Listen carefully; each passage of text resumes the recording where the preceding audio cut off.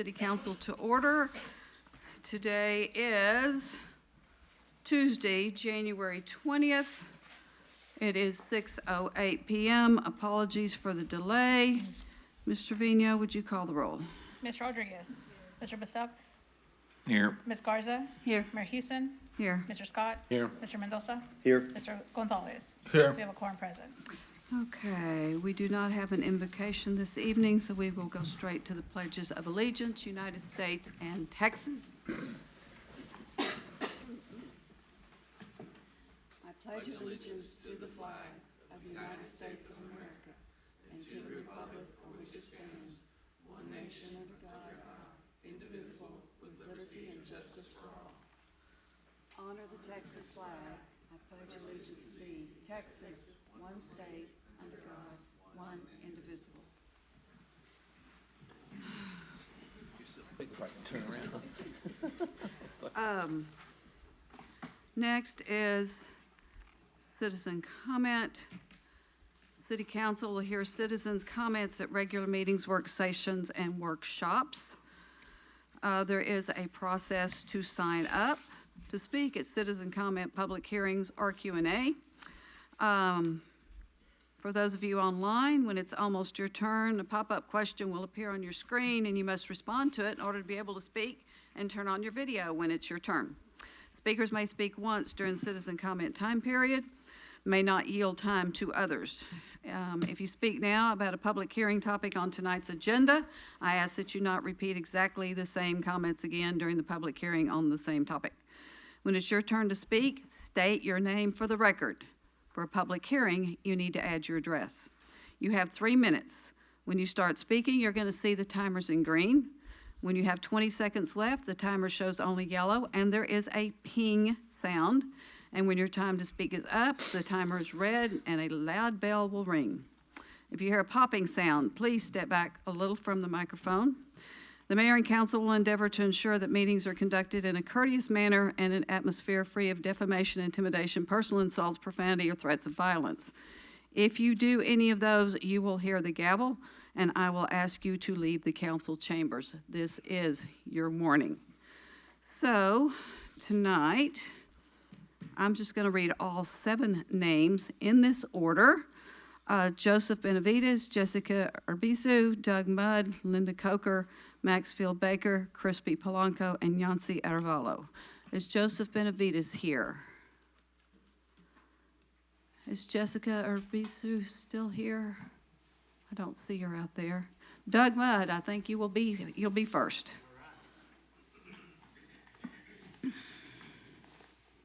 Good evening, City Council. I'm Doug Mudd. I'm the Executive Director for Community Action, Inc. of Central Texas. And I'm here to address item number 12, San Marcos Senior Citizens Center Facility Lease Agreement that's up for approval. So that's item number 12. So our agency has been partnering with the city to provide senior services for decades. And I spoke with Pete Binion recently when we were drafting the lease, and you know, he mentioned that our lease has been out since 1981, so I'm very excited to, you know, get a lease going. I know it's been a long time coming, so it was about 45 years ago the last time we had a lease, so this is very exciting for us, and certainly I know that the city's been working on that with other nonprofits. Also, I want to take this time to say thank you to the City Council and the mayor for partnering with us to provide a space for senior citizens to go to be together. As you know, many of them experience loneliness and social isolation. Many don't have family to care for them. And this is a place that they can come and be together and meet each other's needs in that way, so to have community. So Community Action provides educational presentations. We do nutrition counseling, health screenings. We do sponsored arts and crafts. We do bingo. They love the bingo.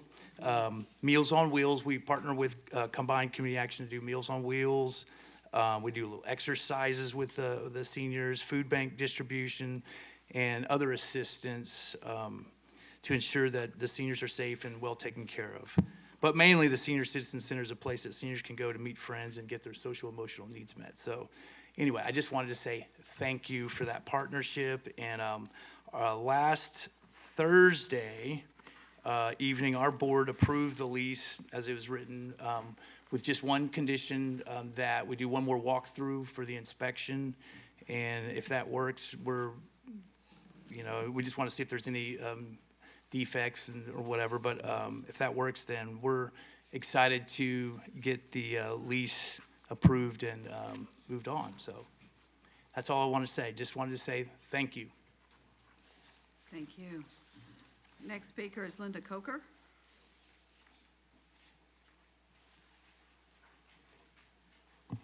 Linda Coker, San Marcos, Texas.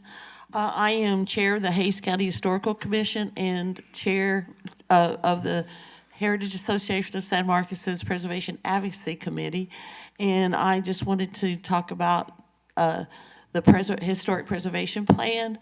I really would like for it to be postponed. It needs some work. There's some obvious, there's just stuff that's not there that needs to be there. A few examples is demolition by neglect. It has the steps and it goes to municipal court, but then what? And how often does that happen? And there's obvious examples in the city right now where this could be happening, but it doesn't, and that needs to be addressed. There's nothing in there that mentions changing the name of city-owned historical properties, which is something that needs to be addressed. It mentions the Merriman Cabin several times, and the city has given all the information that it's not the Merriman Cabin. Merriman didn't build it, didn't own it, never lived in it, was long gone from the city before it was built. And so we've been asking for that name to be changed. There's the Willie Mae Mitchell Center, if that name gets changed. Anyway, so the changing of historic properties needs to be addressed. There, a lot of times it mentions grants that are available, but it's almost like reading a fiction because those grants that are in there, a lot of them, you don't have a snowball chance in Hades of getting. There's thousands of applicants, well, maybe hundreds of, maybe thousands, depending on the grant. And it'll be like a $20,000, $30,000 grant that's not going to replace the first floor windows in a home. I mean, it's parts of it are just not reality based. Also, I couldn't find anything in there about the I don't even know what it's called, the landmark that was put on that somebody had requested that was put on the Cardinal Framing building, and it was where a doctor's office was, and none of that information was vetted. We had asked, several organizations had sent letters in asking for clarification on how that information could come in, the information that was given, some of it was not correct, and so the actual plaque is incorrect, but that needs clarification. I don't even know what it's landmark. I couldn't even find it or can't remember what it was called. And I tried to call and couldn't get I didn't get a return call telling me what it was. Anyway, there's just several things that it needs to be fleshed out. There's several organizations that Your weren't. time is up. Okay, thank you. Send email. Next is Mr. Maxfield Baker, who I believe is going to join us online. 1 second here. Sorry. Yes, my name is Maxfield Baker. Civics is defined as rights and duties of citizens. Civility is defined as the formal politeness and courtesy in behavior and speech. Civics are the rules of engagement. Civility has become a weapon of the oppressor to silence, control, dismiss, and inevitably enforce through violence against the people. Many elected city staff and police show up to Martin Luther King Day only to turn around and embrace systematic injustice as the way things are done around here or something outside of their hands. There were people in Dr. King's time that asked the civil rights activists to just be more civil and patient, and he knew that their peaceful and civil demonstrations would be met with violence from their oppressor. For our country, state, and city to still embrace this paradigm is shameful. Civility is a starting place. When we engage the civic process, advocates and activists expect electeds and staff to hear out their complaints, put them in the right box, and produce a consensus that that can reflect progress on the demands while meeting conditions of fairness. We've grown used to hearing electeds and city staff say they need to represent all people and both sides, which effectively suggests your oppressor's interests are being represented as well by your government. When our civility is met with violence, dismissiveness, unresponsiveness, lies, and intentional misrepresentation of facts, what are we left to do? We're left with options like malicious compliance. We're left to grow a coalition that will presumably not be ignored if we reach some undefined critical mass. We're left to assume malicious intent when the facts point toward unethical behavior, intentional ignorance, and weighing the whispers of moneyed and political interests against the vocal cries of the people. We're left to piece together behind the scenes relationships between the oppressor and the capitalist, those that the current system is created to defend. The civil rights movement and the actions of our own government today that many of you voted for has taught us that even when peacefully protesting, being civil, that there is no expectation the oppressor will maintain their own civility. They will use threats of force to remove you from a meeting. They will use military weapons to disperse your peaceful crowd, and they will take away resources from your community, to name a few of the tools of violence they employ. Our civility, by definition, only becomes more disruptive as we pack meeting rooms, file open records requests, and leverage our meager resources, which creates opportunities for the oppressor to enact more violence, as they conveniently are also the arbiter and definer of civility. Last planning and zoning meeting, I lost my cool. I was no longer civil, and many others cried foul. Some let loose a howl. None of us want a riot. We don't want violence. And Dr. King rightfully said that riots are the voice of the unheard, as our police chief likes to remind us. It feels like those of you that have aligned themselves with the oppressor and the capitalist have weaponized a cognitive dissonance to frame your lack of actions as nonviolent. We as a community are here to tell you, you are enacting violence on us through this constant neglect, negligence, and lack of meaningful consideration of what it means to create a consensus in our community.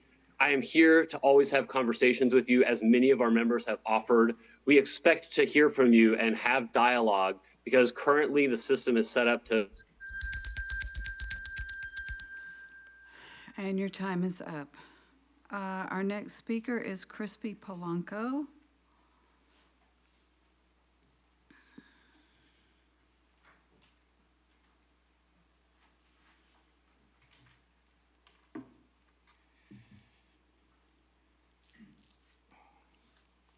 It's all right to use my phone to help myself out here, right? Sure. All right. I'm still gonna butcher some of this though, so I apologize. You'll state your name for the record, please, sir. Crispy Polanco. Thank you.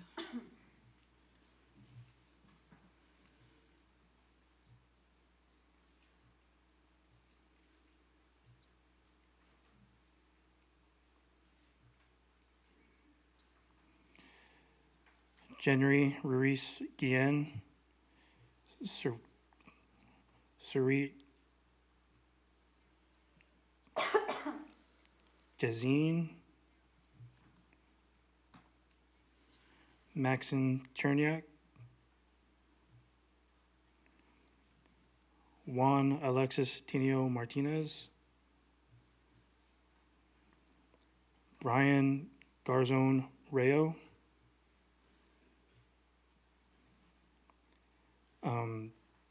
Enon Nak Nguyen. Marie Ange Blaise.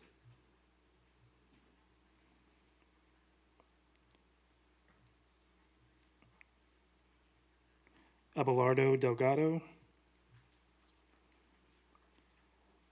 Jesus Vea. Johnny Noviello. Isidro Perez. Tien Shen Fan. Xiaofang Ji.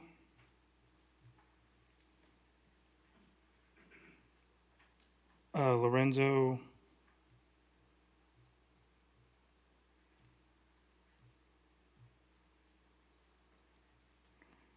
Beatriz Vargas.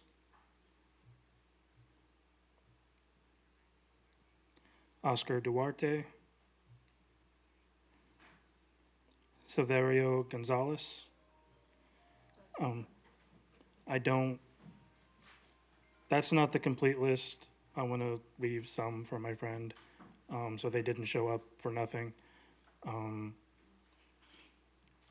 But I'm just gonna use some of the rest of my time for a bit of silence.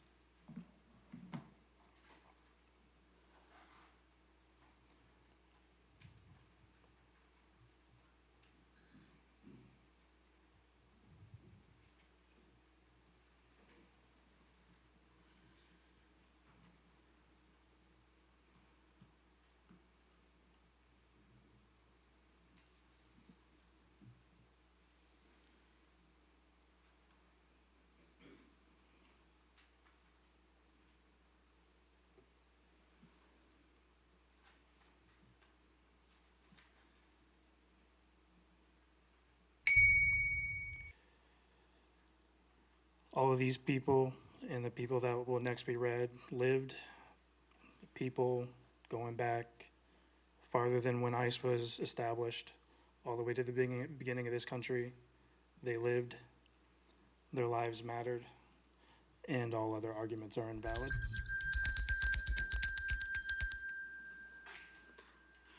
Our next speaker is Yancy Arevalo.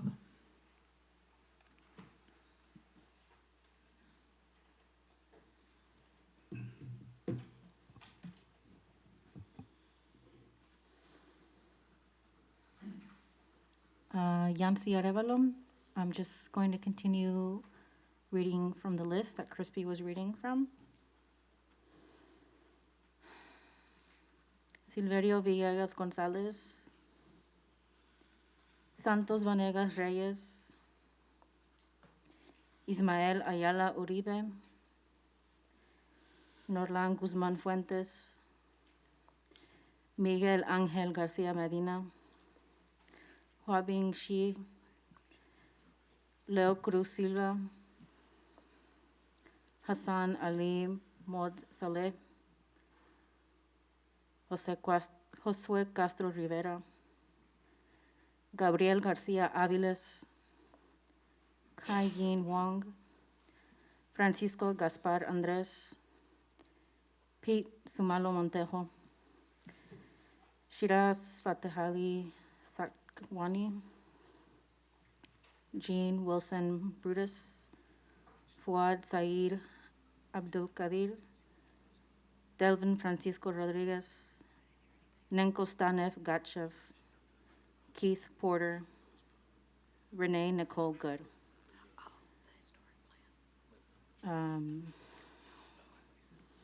Just reiterating that this is a list of people who lived and were either killed by ICE while they were in detention or killed by ICE out in public, with Renee being the most recent. And we are seeing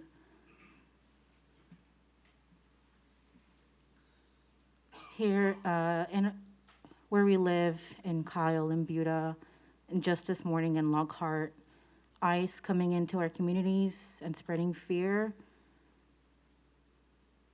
And so this is just a reminder to people that they are here to hurt us, as they have hurt the people on this list and will continue to hurt people who are currently detained. And I will use the rest of my time for a moment of silence.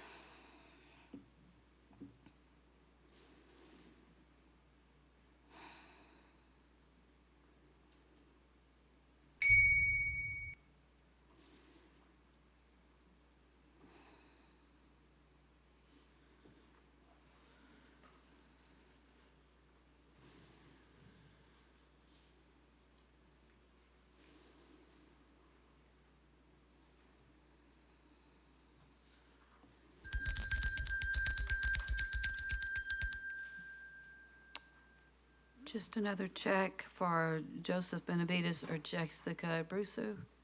Abruzzo. Or Bisu. Okay. Moving on to the consent, I'm sorry, It is on. she is on? Oh, good.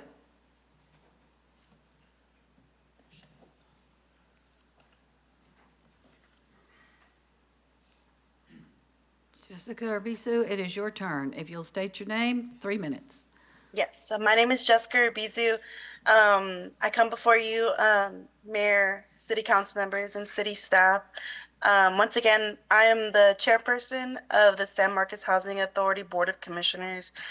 I realized we were on your agenda last minute, so I just wanted to come before you to let y'all know and for y'all to see who I am, that I'm very much interested of wanting to be back and be appointed back onto the board to continue my terms.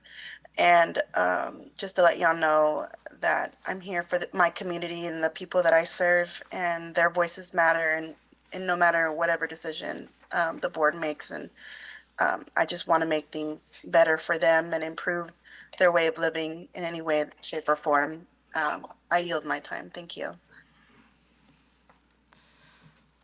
Okay, and thank you, Mr. Vino.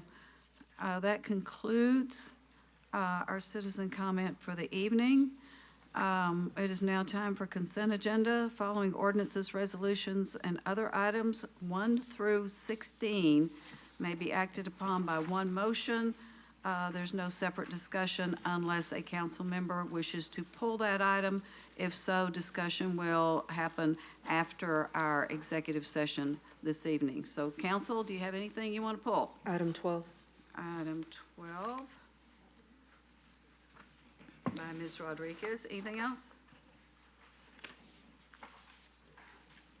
If not, I would entertain a motion to accept items 1 through 11 and 13 through 16. Motion by Mr. Mendoza, seconded by Mr. Paselk. Mr. Vina, oh, we're doing push button voting now? Okay.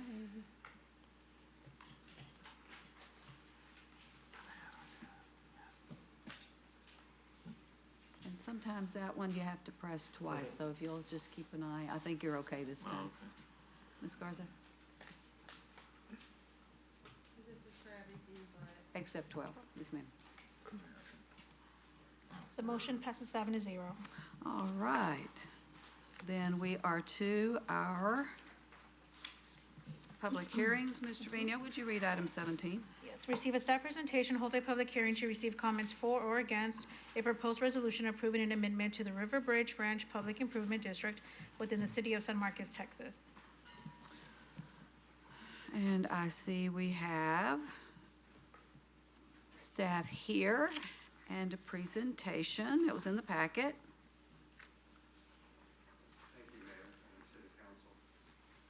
As an introduction to the public hearing, next slide, please. We'll provide a little background about public improvement districts in general. They're commonly referred to as PIDs, so throughout the presentation, I'll use PID. PIDs are governed by Chapter 372 of the Local Government Code, and they are a designated area where property owners agree to pay a special assessment to fund improvements that benefit that area. And these improvements include things like streets, water, and drainage infrastructure. PID bonds are sold to finance those public improvements, and the bonds are repaid from the special assessments that are paid by properties within the PID. A PID provides amenities and higher development standards for that area but for the PID, they may not be financially achievable. And some examples of these we'll discuss a little later when we discuss the proposed community benefits for this particular PID. An example would be an amenity center. Next slide. This is an overview of the River Bridge Ranch project land plan. If you start on the left-hand side, you'll see the intersection of FM 621 or Staples Road and FM 110. And there is a red line that goes across the top, close to the top of the screen. That is the San Marcos city limit. Right below that, you'll see another dotted red line. That is the Hayes Guadalupe County limit. And you'll also see something that, in a blue circle that notates fire station. That is the proposed land parcel that the developer has included in the community benefits to dedicate to the city for a future fire station. You'll also see the proposed phase of this development, the different phases, and the location of the amenity center and a lift station. In total, there will be over 1,300 single-family lots. That'll be anywhere between 35 and 50-foot lots. The estimated starting sales price is between $260,000 and $390,000, with a weighted average being around $325,000. At full build-out, it's estimated that the assessed value would be $437 million, which will generate, we're estimating, about $2.5 million of annual property tax revenue. Next slide, please.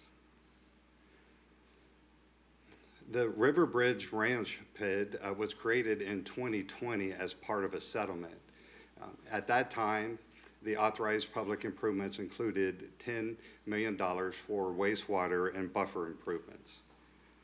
Since then, the developer has changed hands from the Mayan at San Marcos River to Lennar Homes. Lennar is petitioning for a PID amendment due to inflation and general competitiveness. And in November of 2024, City Council appointed a committee to review this petition. And in December of 25, City Council approved a resolution that accepted the petition and called this public hearing. Next slide, please. So the PID amendments requested by the petition include reducing the PID area from approximately 563 to 328 acres, and this removes a portion of the land that was retained by the original owner and the land north of FM 110, and also to increase the authorized public improvements from 10 million to 60 million, and it expands the scope to include streets, drainage, water, and wastewater infrastructure. Next slide. So this is the change in PID boundary request. The turquoise color is the original boundary that you see on the outside. And within that, you'll see the yellow color, and that is the amended request. So that's the amount that will be within this public improvement district. Next slide, please. So the total proposed public improvements are estimated to be $46.6 million. And you can see the dollar amounts for each improvement laid out there, with streets being the most at $16 million, and you see the cost of drainage, water, and wastewater as well. The associated bond issuance costs would be $6.7 million for a total of just over $53 million. The assessments are estimated to cover $40 million, and those are the assessments that would be paid from the property owners within the PID, and Lennar Homes would cover the remaining $13.3 million.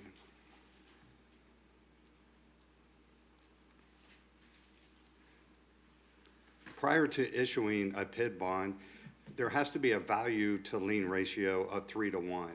And what that means is the appraised value of property on the ground must be 3 times the amount of the bonds that are being issued. So for an example, if we're going to issue 10 million in bonds, it requires $30 million of appraised value to be on the ground. Another consideration with this PID bond is PID bonds can either be issued in advance, so they're construction bonds, or issued after the developer has paid for the infrastructure and installed the infrastructure. This is structured as a reimbursement. So prior to issuing these PID bonds, the infrastructure will already be in place. Again, we touched that they'll be repaid with the PID assessments, and they do not affect the city's bond capacity, and they should not affect the city's credit rating if structured properly. And city staff works closely with our financial advisor and bond counsel and PID administrators to make sure that these deals are structured properly. The PID bonds are issued in the city's name, so failed projects may impact the management component of the city's bond rating. That's just something to keep in mind. Next slide, please. Since we know the average assessment which is $2,400. That's the average amount that each one of the homeowners or property owners within the PID would pay on an annual basis. And we know that average value of that home, we can back into what an equivalent tax rate would be. So in this particular development, the Riverbridge Ranch equivalent tax rate is 75 cents. And you see in the middle of the slide, it just compares that equivalent tax rate to others in the cities. You have La Cima that it has multiple equivalent tax rates, but the average is just under 62 cents. You see Trace at just under 28 cents, Whisper and Whisper South being lower than that. We also included some average PID equivalent tax rates across the region. And we did this because the newer PIDs are at a higher amount, or trending to be a higher amount, just because the cost of public infrastructure has increased so much. So you can see there, Kyle is just over 85 cents on average. That's just the average of all the PIDs in Kyle. Dripping Springs is 75 cents, Buda just under 83 cents, and Austin at 66 cents. Next slide, please. Some other considerations with the Riverbridge PID is this property is within a neighborhood medium and neighborhood high place type on the preferred scenario map. And as we discussed earlier, it's proposing a range of lot sizes between 35 and 50 feet. It's targeting first-time home buyers to first-time move-up buyers. The weighted average cost of the home is $325,000, and there are homes under contract. However, at this time, none of the homes have closed. The PID assessments that property owners will pay are communicated to prospective home buyers 2 times. The first time is when Lennar is walking the home buyer through the sales contract, and the second time is by the title company. The next couple of slides will go through the community benefits that I referenced on the first slide. All of these you'll see will have an asterisk by them, and that's because if it wasn't, these community benefits would not be available without the PID amendment. The first is the comprehensive plan discusses the need to identify appropriate locations for a new fire station as population increases to meet and maintain the fire level of service. And as we discussed, the developer has dedicated land for a fire station. It's a 2-acre parcel that we saw in that land plan. And they have proposed to cost participate in the amount of $1.5 million in the construction of a new fire station. They've also voluntarily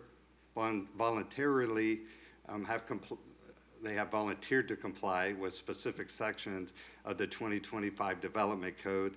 The settle agreement requires the city to consider the development permits on regulations that were in place as of June of 2007. So the developer has said that they will voluntarily comply with some of the revised development code, and some examples of what they have said that they will comply with include shade trees, xeriscaping options, and drought-tolerant grass.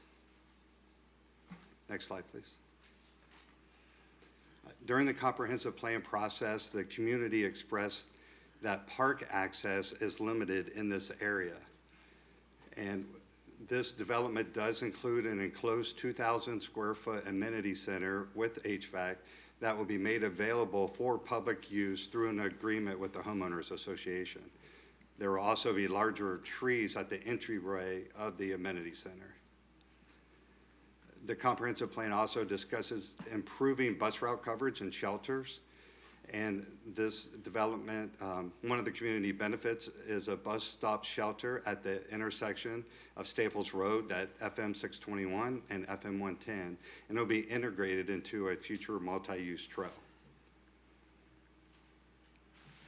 An additional benefit of the PID amendment is it will enable Lennar to buy down the interest rate for financing a home.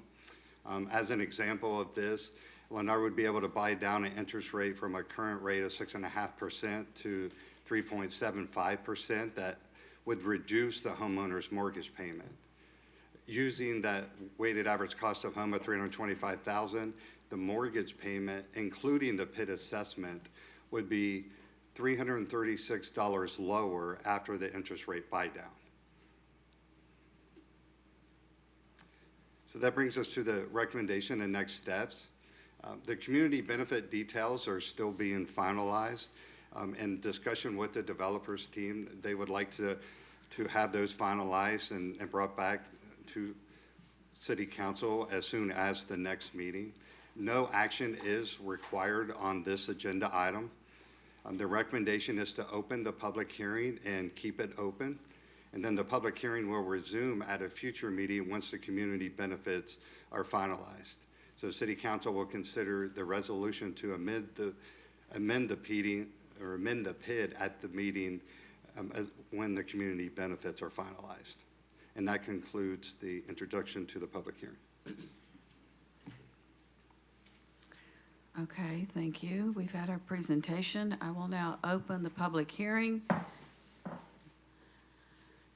I don't believe we have anyone to sign up to speak, but I will call for folks now. If you're in chambers or in the lobby, if you'll step forward, and we'll need your name and address. My name's Steve Metcalf. I live at 700 Oakland in Austin, Texas. I'm an attorney that represents the developer, and I'm just letting you know we're here to answer any questions you guys have about the PIDs in general, or the community benefits. Just to recap the big ones, we are going to provide a fire station site and provide $1.5 million towards building that fire station. We're going to provide the bus shelter. We're going to provide better landscaping and trees. And, maybe most importantly to a lot of you, we're going to make these houses a lot more affordable through interest rate buy down, through just the process of the PID, and it keeps the cost of buying that house down for these home buyers. That's how we can sell it at these lower rates, at these lower prices we're talking about. But happy to answer any questions you guys have. We've been working a lot with your staff, and there's just a few details we have to finalize on these community benefits that I think some of the council members have raised. And again, happy to answer any questions you guys have. Okay, thank you. We'll let you know when we get into the discussion part of our program. Is there anyone else in chambers or in the lobby that wishes to speak about this PID? If not, I'm not going to close the public hearing, but we can start and there's no motion, correct, this evening, Mr. Aguirre? There's no action to be taken tonight. Okay, but we can discuss, correct? Yes, I no? guess you could have a discussion, but you don't want to negate the public hearings, just as long as you keep that open. Yes, I've got, the public hearing will stay open, but I thought the council members might have questions about what we've got here.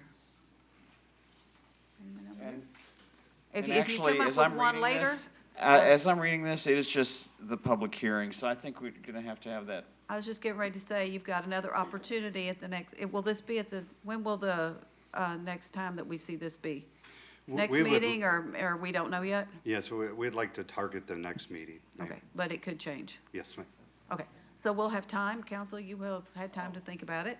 And so in that particular case, I'm sorry. yes, it's coming up in the future, at some point, in the near future.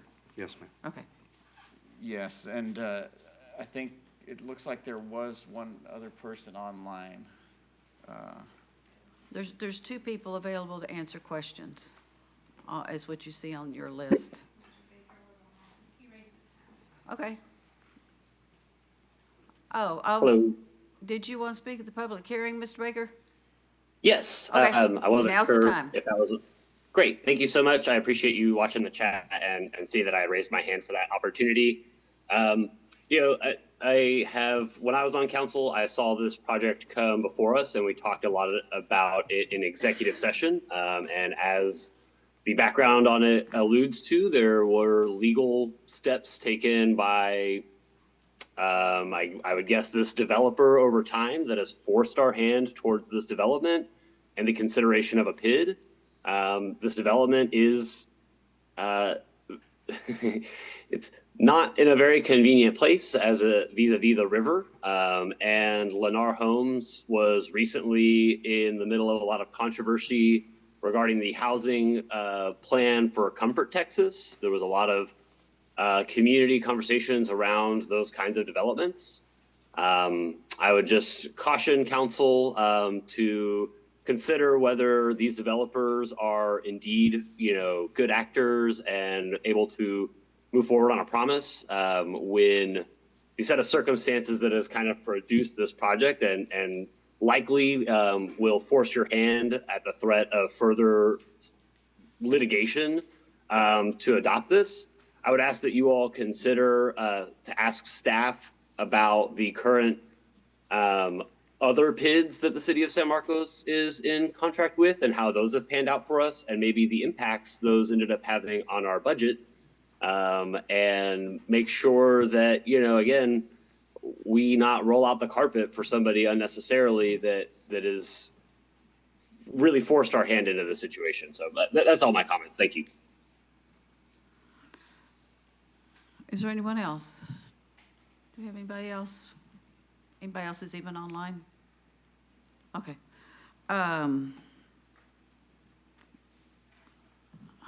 Mr. Baker did say one thing about the effect on our budget. Does this affect our budget? Only in terms of, of course, the property tax revenue that it would generate.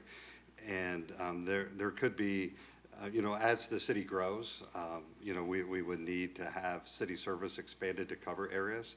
So in terms of that, it would have an impact on our budget. As does every other new development. Yes, ma'am. Okay. All right, thank you. Council, we will close this item out. And Ms. Trevino, we will move on. Oh, and just for clarification, it will be the next meeting? That is what we're that targeting, we're continuing it to? yes. Okay, just to make sure we're on Well, the same page. They're Thank you. hoping, and we'll see. But if they're not ready, Yeah. if it's the next one. But it will not be posted as a public hearing, correct? Because this is our public hearing and we're continuing it? That's correct. Okay. All right. Thank you all. Thank you. Mr. Trevino, let's read item 18. Receive a staff presentation, hold a public hearing to receive comments for or against Resolution 2026-17R regarding the San Marcos Historic Preservation Plan, provide direction to staff. Presentation.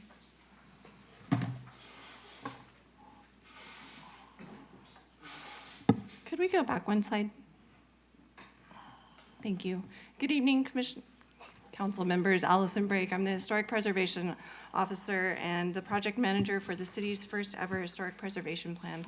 Also tonight with me is Emily Reed, our project lead, and Robin Miller, architectural historian from Stantec Consulting Services.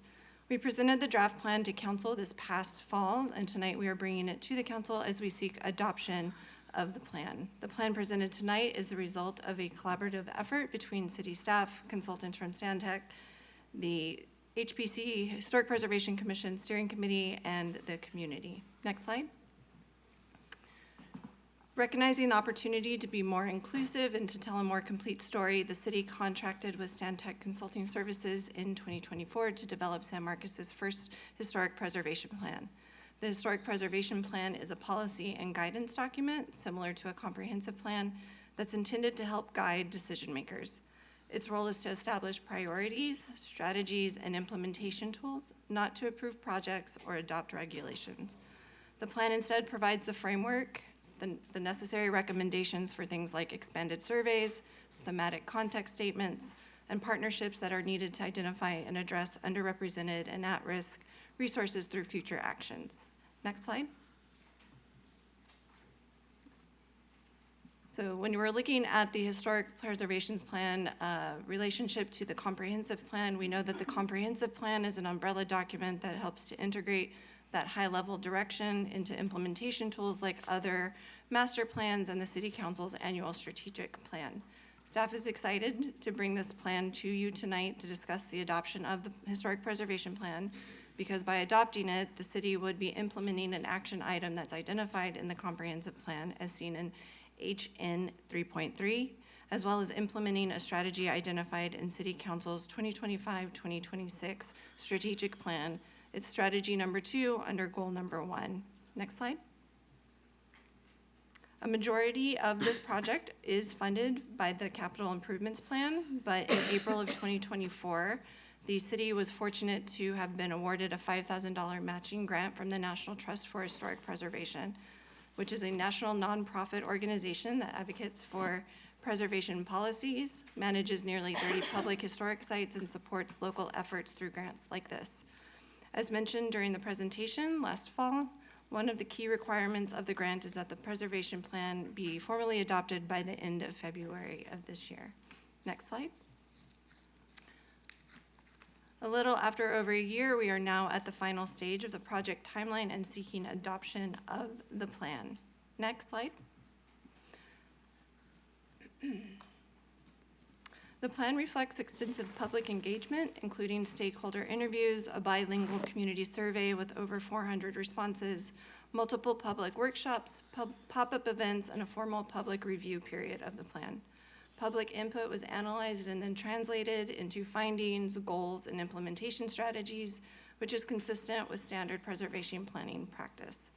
The plan is not intended to reproduce comments verbatim, but to translate them into actionable policy guidance. Next slide. The Historic Preservation Plan opens with an executive summary that provides a broad overview of the document. And since presenting the draft to City Council last October, and considering Councilmember Rodriguez's suggestion, staff has enhanced the executive summary by incorporating additional information on the influence of Indigenous cultures here in San Marcos, and that was informed by working with staff at the Indigenous Cultures Institute. The executive summary is followed by 5 chapters, and there is also an implementation matrix to help guide and monitor progress made on achieving the goals set in those 5 chapters. There's also an appendix that acts as a reference for abbreviations, acronyms, and terms used throughout the plan, summaries of all the public outreach and methods and responses, as well as resources for potential funding sources. Each element that is included in this plan they play a critical role in shaping the recommended goals and solutions, and the depth and detail are necessary in order for this plan to be well-informed and comprehensive. The structure, however, is very flexible, and people can engage with it however they see fit for themselves. Next slide. Oh, yeah, my bad, I went too fast. So the goals that we have in the plan are community-driven and reflect input from the public, city staff, and successful historic preservation planning strategies nationwide. As we saw in the last presentation, they're organized into 5 different focus areas: administration, survey and recognition, economic development, signage and wayfinding, engagement, and education. Next slide. Each of the focus areas include key findings that are drawn from public input and a review of existing city codes and processes. And they also include tailored solutions or recommendations that respond to the strengths and challenges of San Marcos' current preservation program. Some of the goals will also include snapshots that will highlight partners who could support the successful implementation of specific solution. Next slide. We also include case studies throughout the plan of similar communities to San Marcos that have seen success with some of the proposed specific recommendations. The case study that you see on the screen is just highlighting San Antonio's successful deconstruction and circular economy program. Last month, I walked through each of the focus areas to show how we took the feedback that we heard from the public and translated those into actionable solutions. And tonight, I'm just going to touch on one to refresh everyone's collective memory. Next slide, please. The solutions that you find under the survey and recognition focus area target documenting the historic places that define our unique character to ensure that these resources are preserved, maintained, and celebrated for future generations. Having that thorough inventory of cultural and historic assets deepens our understanding of our city, and it also supports preservation efforts and fosters public engagement by making this information accessible to the public. Next slide. San Marcos's preservation efforts don't yet fully reflect the city's diverse histories. Many properties that meet that age criteria for historic designation, which is 50 years or older, remain unsurveyed and unevaluated for their cultural or historical significance, and there are opportunities for sharing a more comprehensive narrative, like designating cultural districts through the Texas Commission on the Arts. To support these goals under the survey and recognition focus area, recommended solutions include things like developing thematic context statements to better document our history, as well as supporting future designations by partnering with community groups as they pursue those cultural district designations through the TCA. Next slide. Once the plan is adopted, nothing on the ground really changes. Property is not rezoned, nothing is formally designated, no funding is immediately allocated to programming, and developments are not automatically approved. The plan instead becomes the list that we will visit annually, using the implementation matrix in the plan as a guide. Modeling implementation of the comprehensive plan, staff would first create an implementation tool, which includes a review by city staff of their department actions, projects, plans, and policies with consideration of actions into annual work plans. The last overarching recommendation of the Historic Preservation Plan is to establish a council-approved Historic Preservation Plan Oversight Committee to guide implementation of the plan by reviewing plan actions and discussing priority actions for consideration by staff and city council.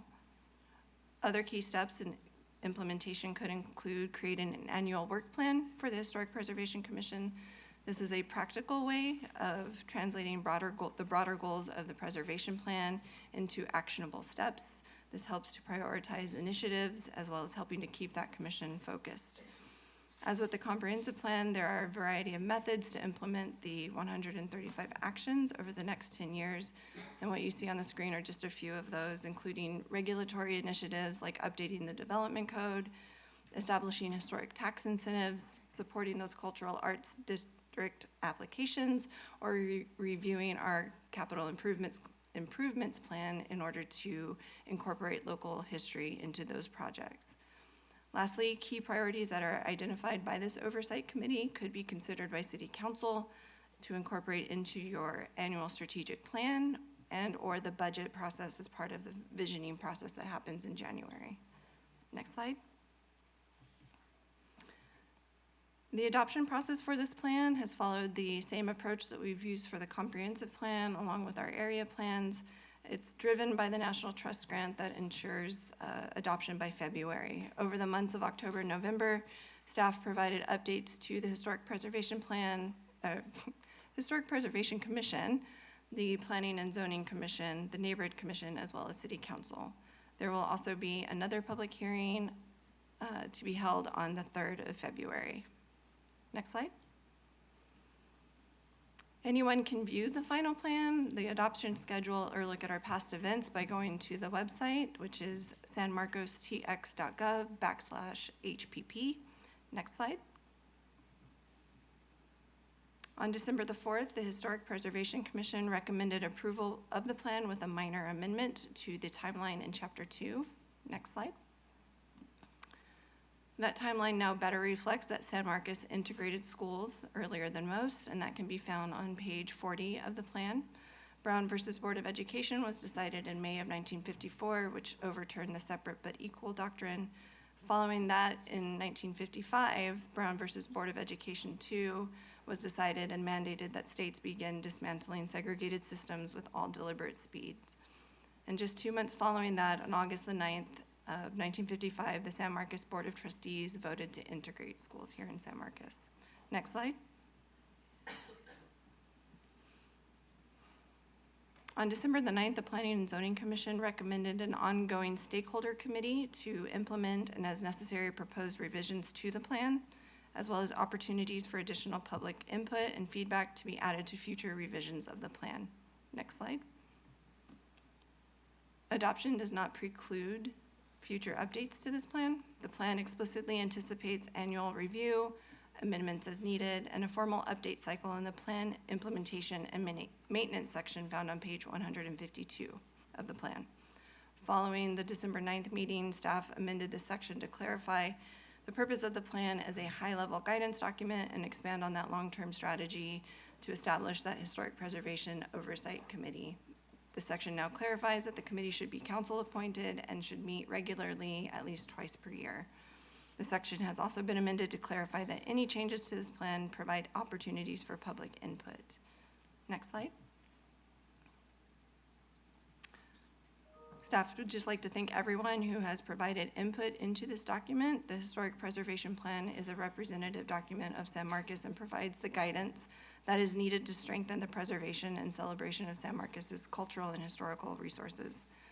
Over the weekend, staff did see that edits to the documents were proposed on the City Council whiteboard, and many of those typographical and grammatical edits can be easily incorporated into the final plan document that will be brought before you in February.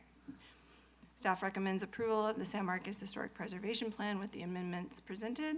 No action is required at tonight's meeting. Again, action will occur at the next meeting in February 3rd. That concludes my presentation. I'm happy to answer any questions that you might have, and as is our consultants. Thank you. Okay, and at this point, I will open the public hearing and ask anyone in the chambers or in the lobby who would like to speak for, against, or about this plan. Now is the time. If you would step forward to the microphone, it's a public hearing. We do need your name and your address.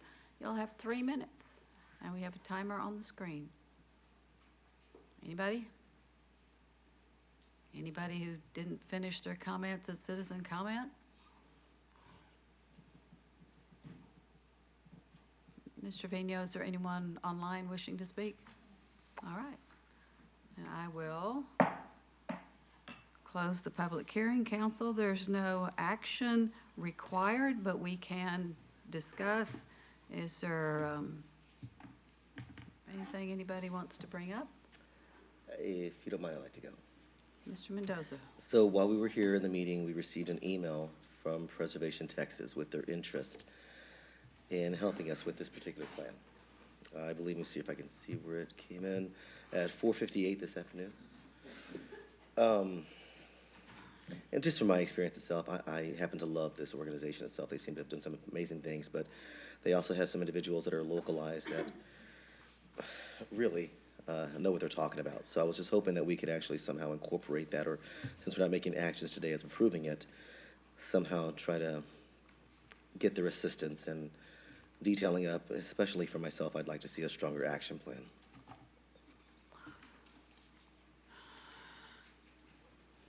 That's just bringing it up, just to. You're going to toss it need up to there. provide more information, more details if you want us to take action on the plan. I'm not too sure what I can ask for since we're not making any.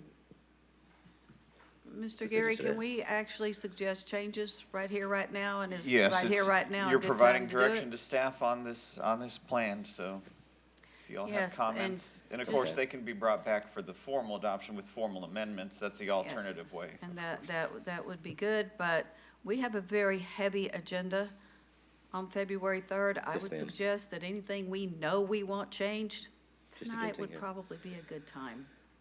You can still do it again next time, but whatever we can knock out tonight would be Okay, let me. appreciated by many. Let me kind of go back and figure out how I want to word it, and I will. Okay, let's see send it. who Thank else you. has any information on this.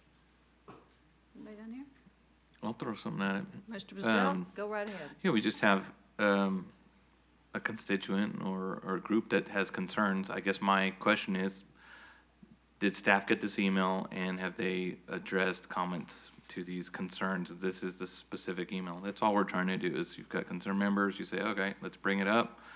And then I know this community runs kind of tight. Everybody kind of knows who everybody is. So where's the disconnect and how can we get a best course of action moving forward and make sure that we're doing the right thing here?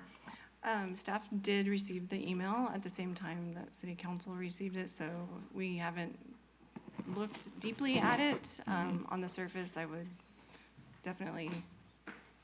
Yeah, it looks we like they can work have with- 1, 2, 3, 4, 6 defining points from there. Yeah. I mean, I can read them, more than happy to. I don't know if that's best use of time. If you can't make a decision on it tonight, and we don't have to do this in front of everybody, and maybe you need to go do some, Well, it's look at it, us but, making the decision right, okay. with direction to staff. Sure. And there, I know, Councilmember Paselk, we did receive the letter today from the organization. There were also some concerns pointed out during the citizen comment, and then we also received some concerns from a resident who let us know about what some of those concerns were, and staff has met with the resident and is also going to take into consideration those particular concerns, and then Mayor Houston has also pointed out some things on the message board. So there are some things that we know already that we need to look at and learn, see how we're going to intentionally address before it comes back to mayor and council for your consideration and adoption. Yeah, I couldn't pose, based off of this email coming at 5 o'clock, that I'd have a good solution or resolution or good advice here, except that we would want this answered. So I would say have staff take a look over this and get back to us minimally on the email, and maybe we can put some input back that way. I don't know if that's the best way to do it. What might be helpful, Ms. Brake and Ms. Villalobos and Mr. Floyd, is just to get together maybe a comprehensive memo that kind of, speaks to all the different concerns that we receive from all the different outlets, so that mayor and council have that ahead of next time's consideration, so that it'll address that. And we can also post it on the message board, so just so that the public can also access that. So thinking that might be a good way to handle that. And then if there's any additional questions that come up, obviously you can post those on the message board for the next time when this gets posted, or bring it to the meeting. Oh, what memo? What type of memo? Just a comprehensive memo Oh, that has all the different concerns that have been brought to our attention thus far. Yeah, because ultimately, if Preservation Texas is a stakeholder in the game, and they've got an opinion on it, we want their opinion to be heard. So we just want to put them in front of staff and make sure that staff hears the concerns, and we have an opportunity to weigh in on it. So we're not there right now. Right, but that's one entity. It is now before us. We need to see that the council wants Gotcha. all of that in there. Okay. It's now our decision. Gotcha. Now, if we all say yes, that's fine. Oh, I think Lorenzo had a comment first. Well, Mr. Mendoza was next. Thank you, Mayor. So the time restraint we have here is because of that grant that we received, that we now have to have something completed by the end of February for the plan? You're right, the grant reporting cycle ends in February, so that would be our final. And this is for $5,000? A matching grant, right, so it's about 10% of the overall budget. Okay. Is there any other, so let's say we decide to, if we decided to postpone this until we actually get full stakeholders involved with it, would we desperately miss that grant? I have reached out to the National Trust to find out if there's an ability to extend the grant, and they said to check back with them. So I was waiting until this meeting to kind of gauge how we were feeling about it. If we were to, they don't extend it past a year from when they grant the award, but they do recognize that sometimes some things come up that might require an extension. So it sounds like they would be open to working with us. I just can't promise. Would anything hinder us from completing anything if we don't get this grant? Not necessarily. Our contract was for a specific amount, and so we might have to look at an addendum to that contract amount, and we might not be able to utilize the consultants for the end of it. It's just looking at the project scope. So in theory, we could, taking the hit, we could give a lot more time to this plan to ensure that everybody's comfortable with it? We could. I would like to just recognize that we did have an extended, we had public comment period this summer. We've brought it before at different points to get that information out there, to have time to provide that information. Preservation Texas did provide written comments on the plan that we felt we had addressed in this final document. We're more than willing to to look at their concerns a bit deeper and work with them to try to figure out if there's some way that we can, come to an agreement. Are these the same comments or different? From the email. They appear to be a little bit different. I would have to just look directly, the comments that they provided were at different points in the plan itself. There's a few that might be Okay, well, overlapping. hold from on, that. council, as I just said to Mr. Paselk, this isn't one person saying to staff, do this. It's going to take 4 of us to say, this needs to.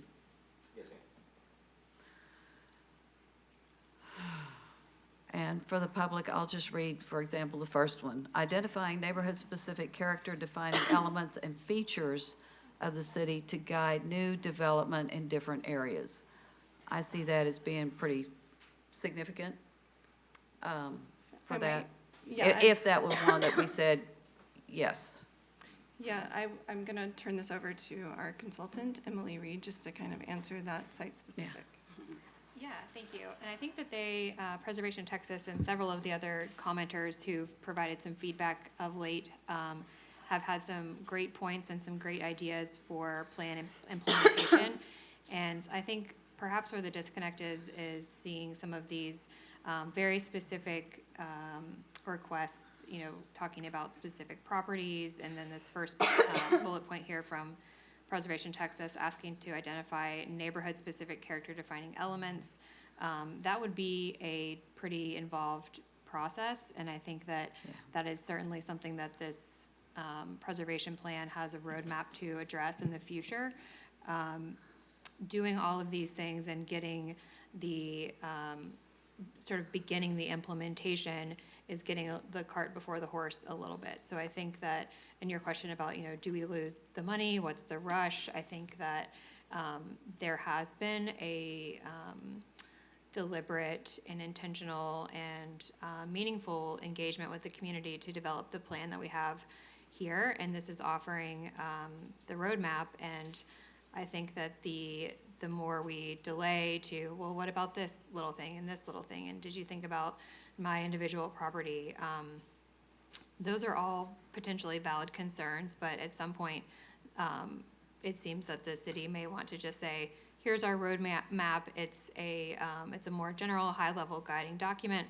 We're ready to get started. We welcome these partners to the table to begin the implementation, and these more specific details can be worked out in the future. It just, I think that you could risk sort of indefinitely delaying this process, losing grant money, losing momentum in the community, if we're just continually delaying for individual specific concerns that have merit. And, many of these things are certainly things that this preservation plan would direct the city to look into over a longer period of time.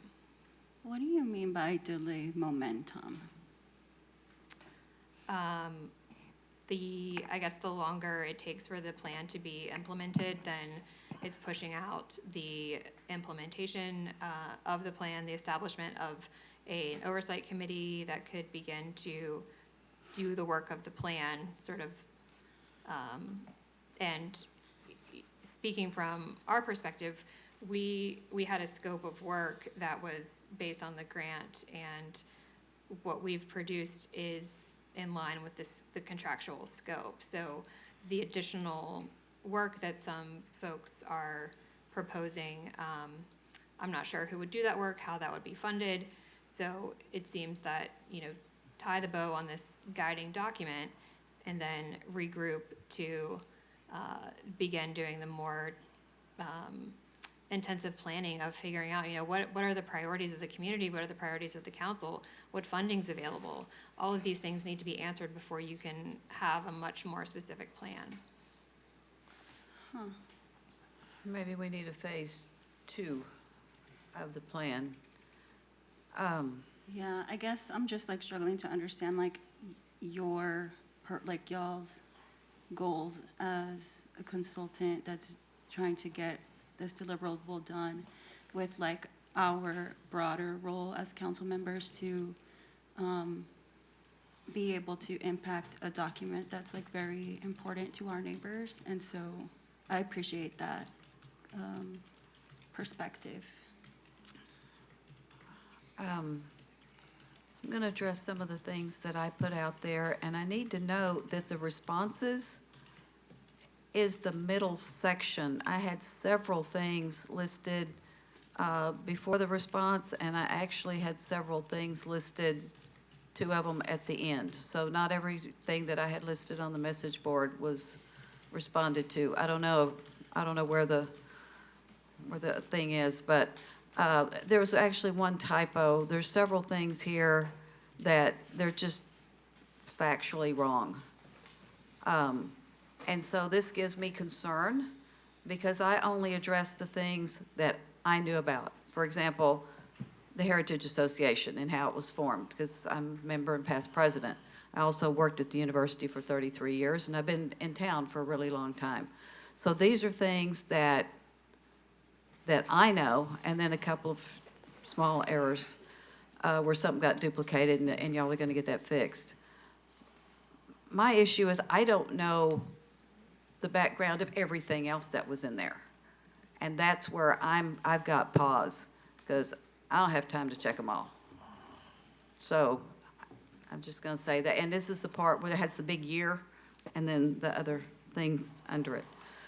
And my apologies for not doing this check back in October when we saw it. So other things going on. So that's where some of my concerns are. These things are easily fixed.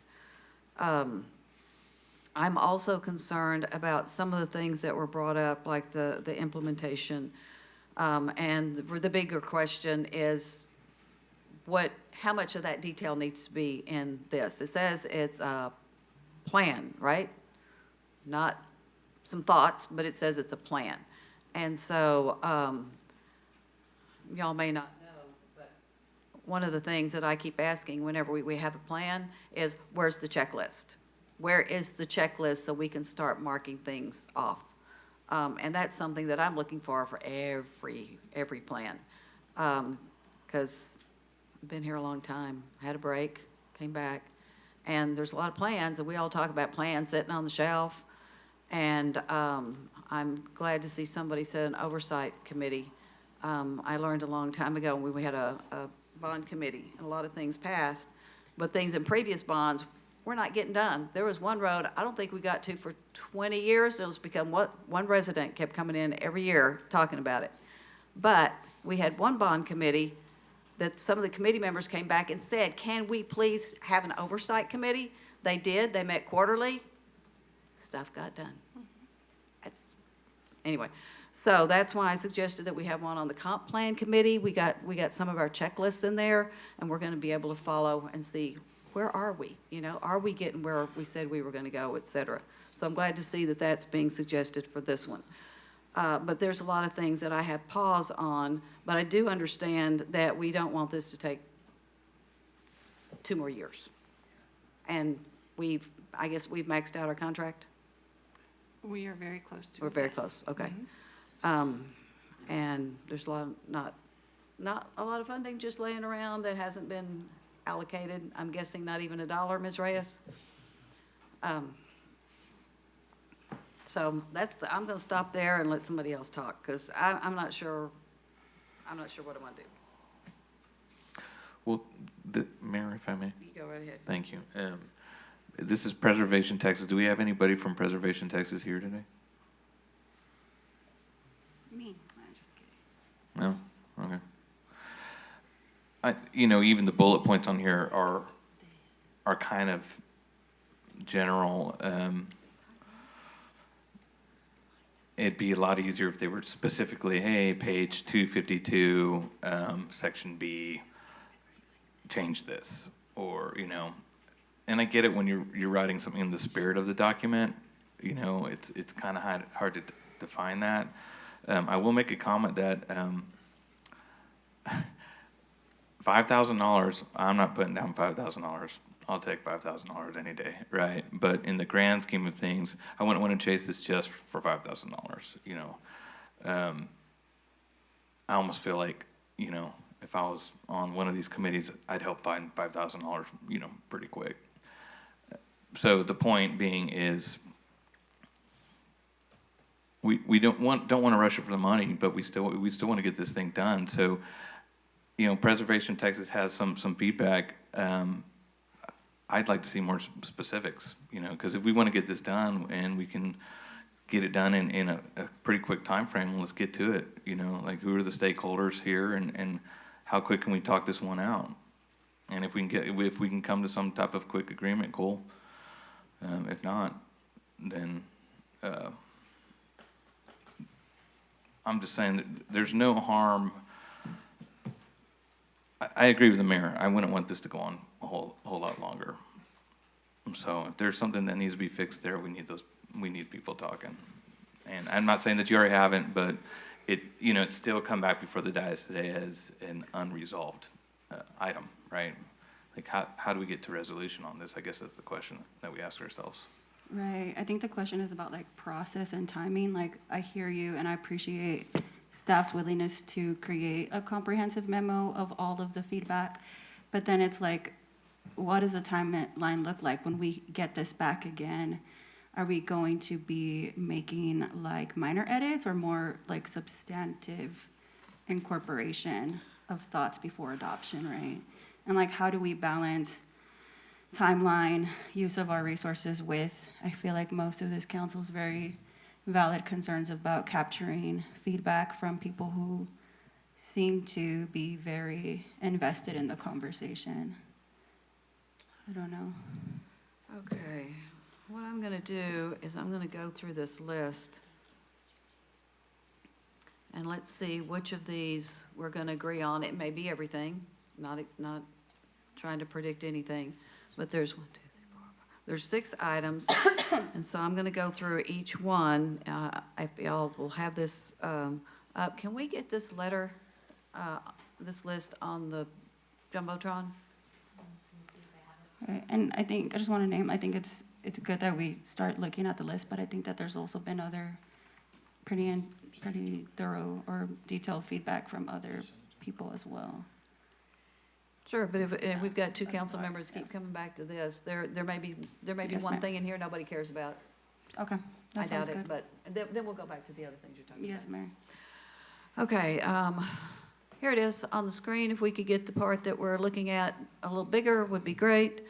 The first one, identifying a neighborhood-specific character, defining elements and features of the city to guide new development in different areas.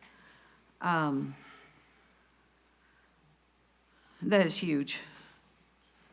And so I'll just go first on this one and say, I do not want to hold this plan for something. I think sounds like a good idea. It's gonna be huge. That may even be that it's gotta be in a new budget year. So I don't wanna hold up the plan. I'm still okay with the phase 2 coming out in another year or so.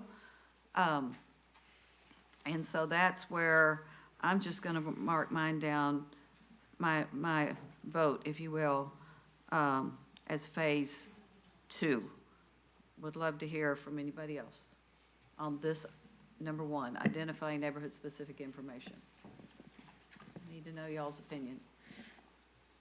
When you say phase 2, sorry, Mayor, what do you mean? I'm meaning, don't hold up this plan for that, because to me, that's a whole nother section that could be added.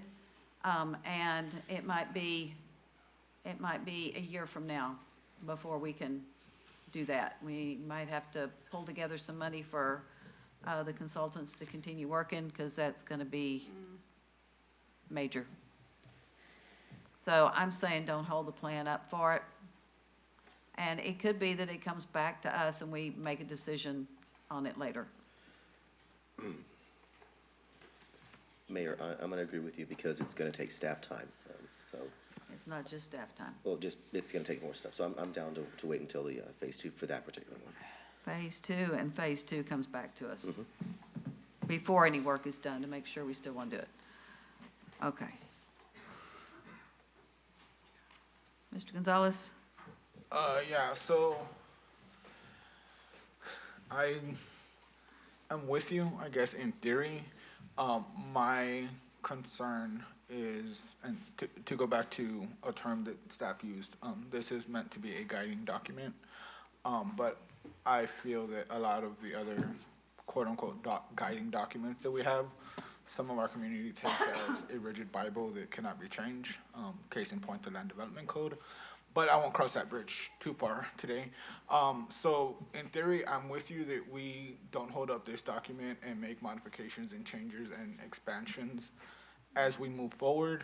I'm just cautious of a month from now, a year from now, someone coming back and saying, well, you did this a year ago and this is what the people wanted and why are you changing it? So just want to be on record to say that if we're calling this a guiding document that can be edited, I don't want to be yelled at in the future because we're doing exactly what we talked about. Let me ask a question. Is this in any way already included in the existing document?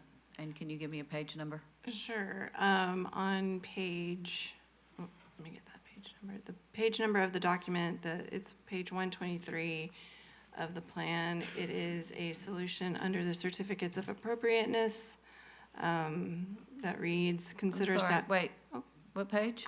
Page 123 of the plan document. Hold on, and so when I got 123, I get 112. It's 130. So I think I'm gonna have to say. It's 135 of the PDF. 130, yeah. Should be. Nomination and designation?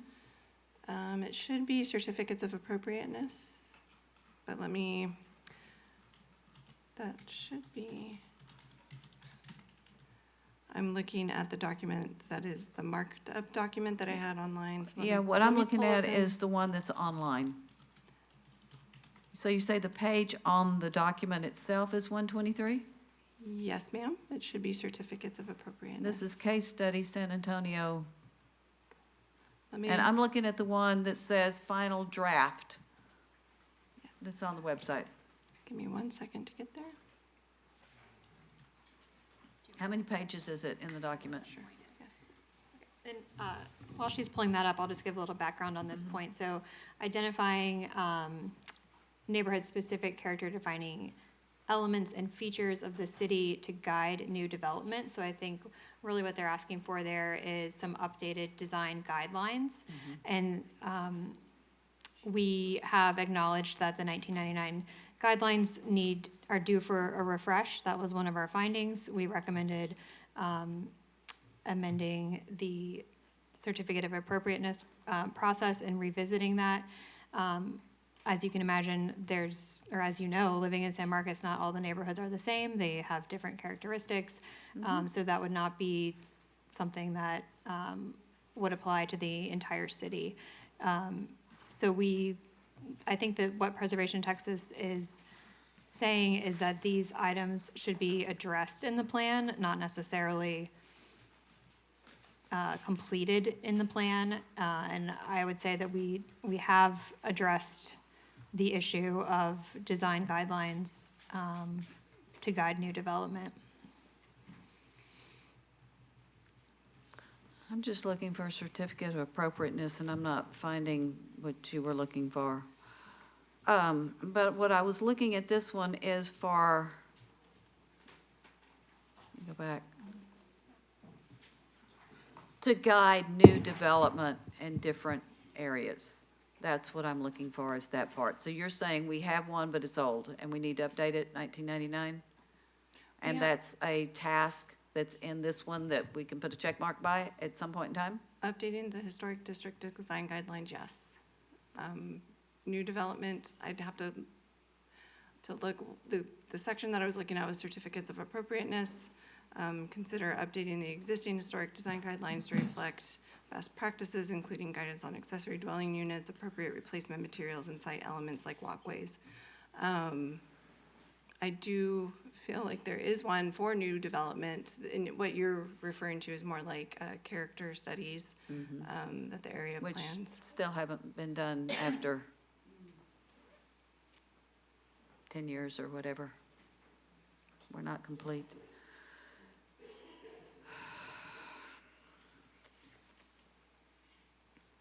Okay, I'm going to keep going around the table. Ms. Rodriguez, we have a little bit more information. The question is? going through these, are these items that are important to at least 4 of us? And then if so, how and when do we want them addressed? Yeah, and just for the public, I'm so sorry, I'm trying to survive up here. So I'm sorry for not being on top of my game. Yeah, I mean, I think these things are important. I think I definitely hear the need for actionable things to keep us, you know, grounded in where we are. I know that we were also talking about having a separate steering committee, and perhaps, I'm not saying that that would, you know, what I'm about to say is gonna meet everybody's needs or desires, but perhaps when establishing that committee, I don't know, I know the legislature does something where we sort of, where they give charges to a committee. Right. And so perhaps as we move forward with this, it sounds like everybody's in agreement with this plan being a good base, a starting point. But when we talk about, you know, establishing this committee, maybe we as a council have some time to think about what those charges may be. And if, you know, putting a stage, a step-by-step, hey, we want to get this done at this period, and incorporate some of these things that are more detail-specific, then that's something that I'd be interested in. It was going to be an oversight committee, which would, I was thinking would be checking the tasks off. I would think for this kind of thing, we'd go back to HPC. So that is something that is up for discussion. A lot of cities use the Historic Preservation Plan to create an annual work plan for their Historic Preservation Commission. It could be that the work plan is done on an annual basis and then brought before that oversight committee to the HPC would then inform the oversight committee, would then inform city council, much in that same way that the comp plan is being implemented with their oversight committee. I think that one, if you correct me if I'm wrong, is kind of laid out through a charter process or an ordinance. We could look at that, you know, how that's structured to structure this. Well, oversight bottom committee. line, what I'm looking at is new work would be HPC. The checklist folks would be the oversight committee. I wouldn't give the oversight committee the task of reviewing the new things that perhaps the consultant would be doing for us, et cetera. Because I got this, and I also got a separate, I know we all got sent a separate Yes. analysis on item-specific things. And so I guess my confusion sort of right now is, in the way we're doing it for this, are we also going to do it for the separate email that we also got? And there's quite a bit of recommendations here. Right. That I'm just gonna be so frank right now. It feels almost as if the recommendations go so far that what we're thinking is gonna be something way different than what's actually before us today. And so, quite frankly, I don't know what we're actually making a decision on right now. And I don't know, even as a policymaker, how to appease everybody involved. I just don't. And so, I mean, I'm interested in these in many of these things that are included, yes. But how we get there, that I'm at a loss for right now. Right. Yes, because we've got a whole nother set of lists. Yes, and that it's quite long, and it's good. Yep. I mean, I went through it. It's good stuff. There are things in there that I do find deep care, or find myself caring deeply about. But a lot of it is very into the specifics. And from what I'm hearing on one side is the plan is meant to be sort of a more macro level approach, and some of these recommendations are far more micro.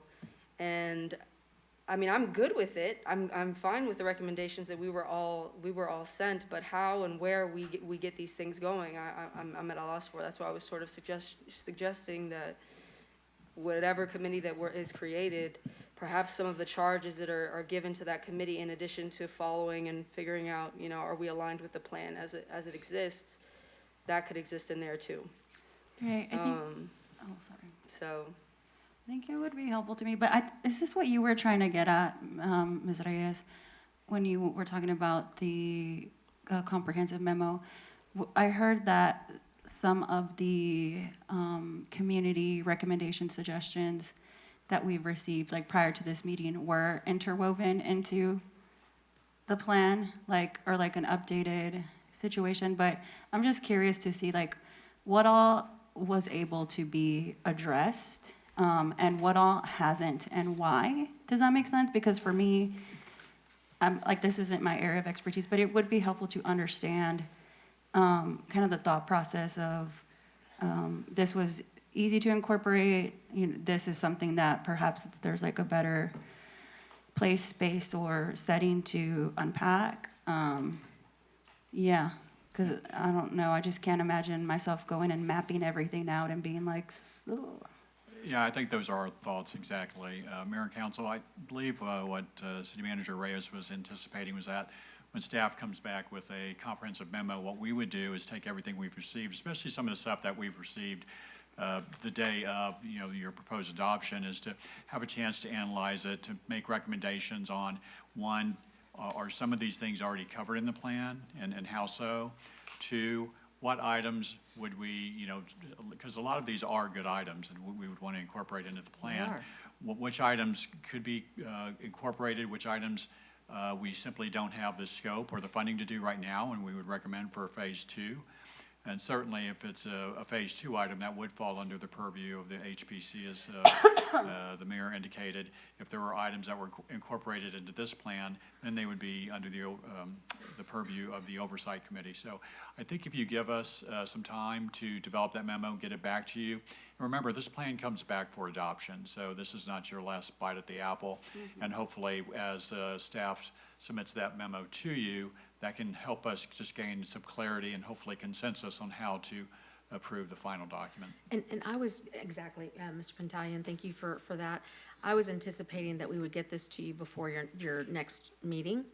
So you would get that comprehensive memo, so that would help guide the discussion for the next time. So what are the things that staff feels are easily already incorporated? What are some things that we may have some additional, scope or whatever we would need, exactly as Mr. Pantalian just said. So I was thinking that could just help to give y'all some kind of, just some input, in regard to some of the things that we've heard. And so then y'all can make a decision about, okay, do you feel like this really satisfies where we're going with this? Do you want to get additional time?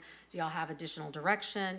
All of that. But that was my intention, not that we would just go forward and make all the changes that have been requested, but rather give y'all a little bit of staff's analysis and synopsis of what each of those recommendations would entail, so that can guide y'all's discussion for next time when we bring this back to you. So you're going to spend that amount of time on each one of these items?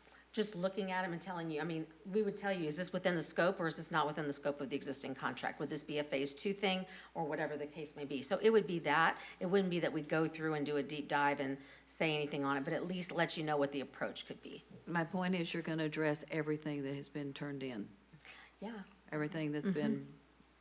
Because I don't know if I only got those 2 primary forms of the preservation and then the That's other what one I'm talking about, the 2. Those are the ones you're talking about? The 2, and then as well as what we got from Mayor Houston on the message board. Those are the 3 that. Those are corrections, those are factual. But some of them were fixes. factual things, and of course, we They're should just be able to all do that. Factual fixes. Yeah. Yeah, Okay, that's. my point is that I was trying to figure out with us, and yeah, we don't have time to go through it, was to make sure that all of those things, before you spend the time, if none of us are interested in it, I doubt there's anything like that, but if none of us are interested in it, saves you the time. But if you want to go ahead and do the whole thing, Yeah, shall we let them? Yeah, because All I'm right, interested forget in it. hearing staff perspective of like what is the operation or like the I guess the recommended approach, like the barriers, right? Because we could sit here and be like, we want all of that, but if we don't have the context of like capacity, resources, then. So Yeah. each one of these new things then would be treated almost like a matrix or something, and you could have individual motions, I suppose. New I'm things that have been proposing- brought up, which may, As shown on this chart, I move that we add that or not add that, I guess, one at a time, something like that. well, what she's talking about is to talk about if it's already in there and give us the page numbers. And we may come back and say, yeah, but we'd like more than what's in there. But but at least address that. That would be, y'all good with that? As our next step? But will this be on our next agenda? Because that's gonna be another hour-long discussion on a night that, I know 5,000 is precious to us, and we can give that a try, but I don't think we're gonna be able to do what we need to do at that meeting. Just saying. We can put it on the agenda, but I'm not gonna promise we're gonna be able to give it the time unless it's like, 1 in the morning. I could be wrong. I hope I am. I don't know. I think you're right. Yeah.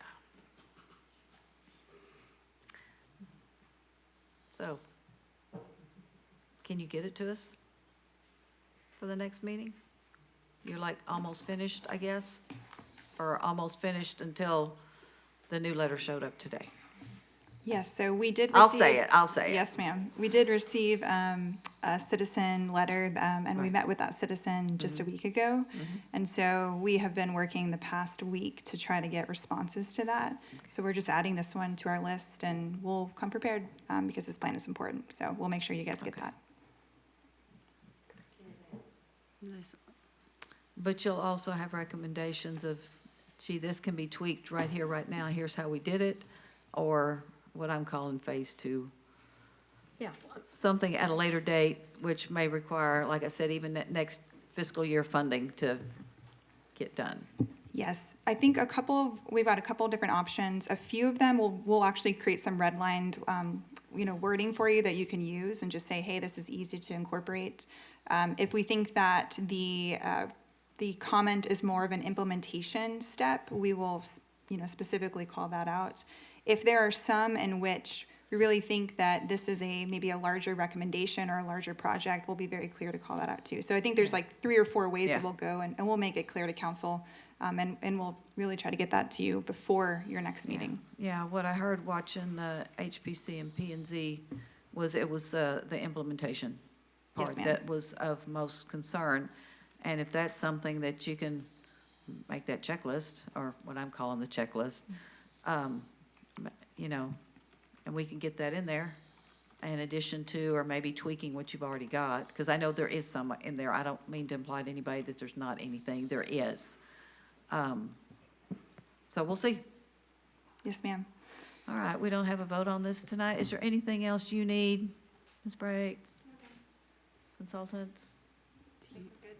All right. Let's just plan staff, once we get the memo, we share it with mayor and council, let's also place it on the message board. Can do. Thank you. Well, people keep saying like this letter that we got from, like a neighbor, a citizen, he's like right here. So I'm wondering if there was any quick feedback you wanted to give all of us, or if that's appropriate if we're able to ask that, because I don't know, I feel like with a lot of these conversations, some of us get information, some of us don't. I don't know. The ominous, elusive citizen who wrote in a letter, if you're interested in saying anything. If you do, come to the podium. He's following the protocol, waiting for the chair to say, please come on up. So thank you for that. But Ryan yes. Patrick Perkins, 727 West Hopkins Street. Thank you. And yeah, I didn't speak tonight because I felt like I've spoke ad nauseum about this subject for years and in recent weeks, and I wanted to give staff a little bit of time to process the comments and also give the council time to read my comments and reflections. Again, my final comment is that there's more to be desired from this quote-unquote plan. And as I've discussed with the city staff and recognized in my comments to council in my email, my analysis, and also the addendum that addresses specific places, this community has priorities. This community has spoke about their priorities continually, and you see elections that are swayed by priorities within this community. Historic preservation is something that is important to all of us within the city of San Marcos, and this is a city-wide preservation plan. It's not just local districts that are already designated. This is to focus on a citywide plan. This is a recommendation that was made in the 2019 Historic Resources Survey, which this body adopted for implementation and for reference and guidance. Staff is correct. We should continue our survey efforts across the city because we are in a hotbed of historic resources and in the cradle of this beautiful place, which is San Marcos, Texas. So we got one shot to get this right. And we've spent $100,000 on this plan, and we spent $85,000 on the Historic Resources Survey. I have seen council members and councils make budget change adjustments in projects for twice that amount in certain areas. If we want to prioritize historic preservation, which everyone that is elected up here and most of the staff members have talked about doing, including in the comprehensive plan, then we should give it our full due diligence and get the type of plan that we want and not settle for what we got. So without any other questions, I'll just kind of leave you with those comments. Thank you. Okay, council, I think we're going with Ms. Reyes's offer. We're going with Ms. Reyes's offer, and we're going to try to get this done. Save the $5,000. One point that Mr. Perkins made is this has been a long time coming, and that's another reason why I don't want to delay this for a year or two. I'd like to get something out there. You know, if the issues in it are fixed, and it's just not quite, doesn't go as far as we want, I don't have a problem with a phase 2 or revision to, I don't know if these are going to be maybe more appendices or it's actually going to change the document. Don't know. But I'm willing to wait and give people time to get that done, get this done, $5,000. We have something. And I think it's not so much issues with what's in it, it's what's not in it. And additions can be made. So it's not like we're doing any damage by getting this out here, I don't think, as far as making recommendations nobody likes or something like that. Okay, so no vote on this tonight, and we will see it again in 2 weeks. Number 19, thank you, thank you, thank you all. Okay. Receive a staff presentation, hold a public hearing to receive comments for or against ordinance 2026-01, amending the official zoning map of the city in case number ZZ-25-14 by rezoning approximately 0.93 acres of land located at 510 North Guadalupe Street from public district to character district 5, or subject to consent to the owner, nevertheless than 10 zoning district classification, including procedural provisions, and declare an effective date. Consider approval of ordinance 2026-01 on the first of 2 readings. Presentation. Good evening, Mayor and Council. Terry Floyd, Director of Development Services and Planning. Here today to bring you a zoning change at 510 Guadalupe Street from public to Character District 5. And here up on the screen, you can see the property information. Looking at a site that is known as the, I'm going to get this correct, the United Campus Ministry property. It's approximately just shy of an acre at 0.93 acres, located just south of Texas State, probably a site you're very familiar with, between Wood Street, Guadalupe Street, and North LBJ. Notice on there we did say concurrent applications for an alternative compliance. The applicant is asking for a 5-story building, but potentially looking at a 6-story building. That alternative compliance has not been issued to us yet. They're still working through some of those. And I know that Pastor Todd Salme is here as well. He's signed up for public comments and here for questions as well as the applicant's representative. The existing use of this, of course, is Christ Chapel and United Campus Ministries. It is on our, San Marcos Texas Resources Survey designated as a high priority.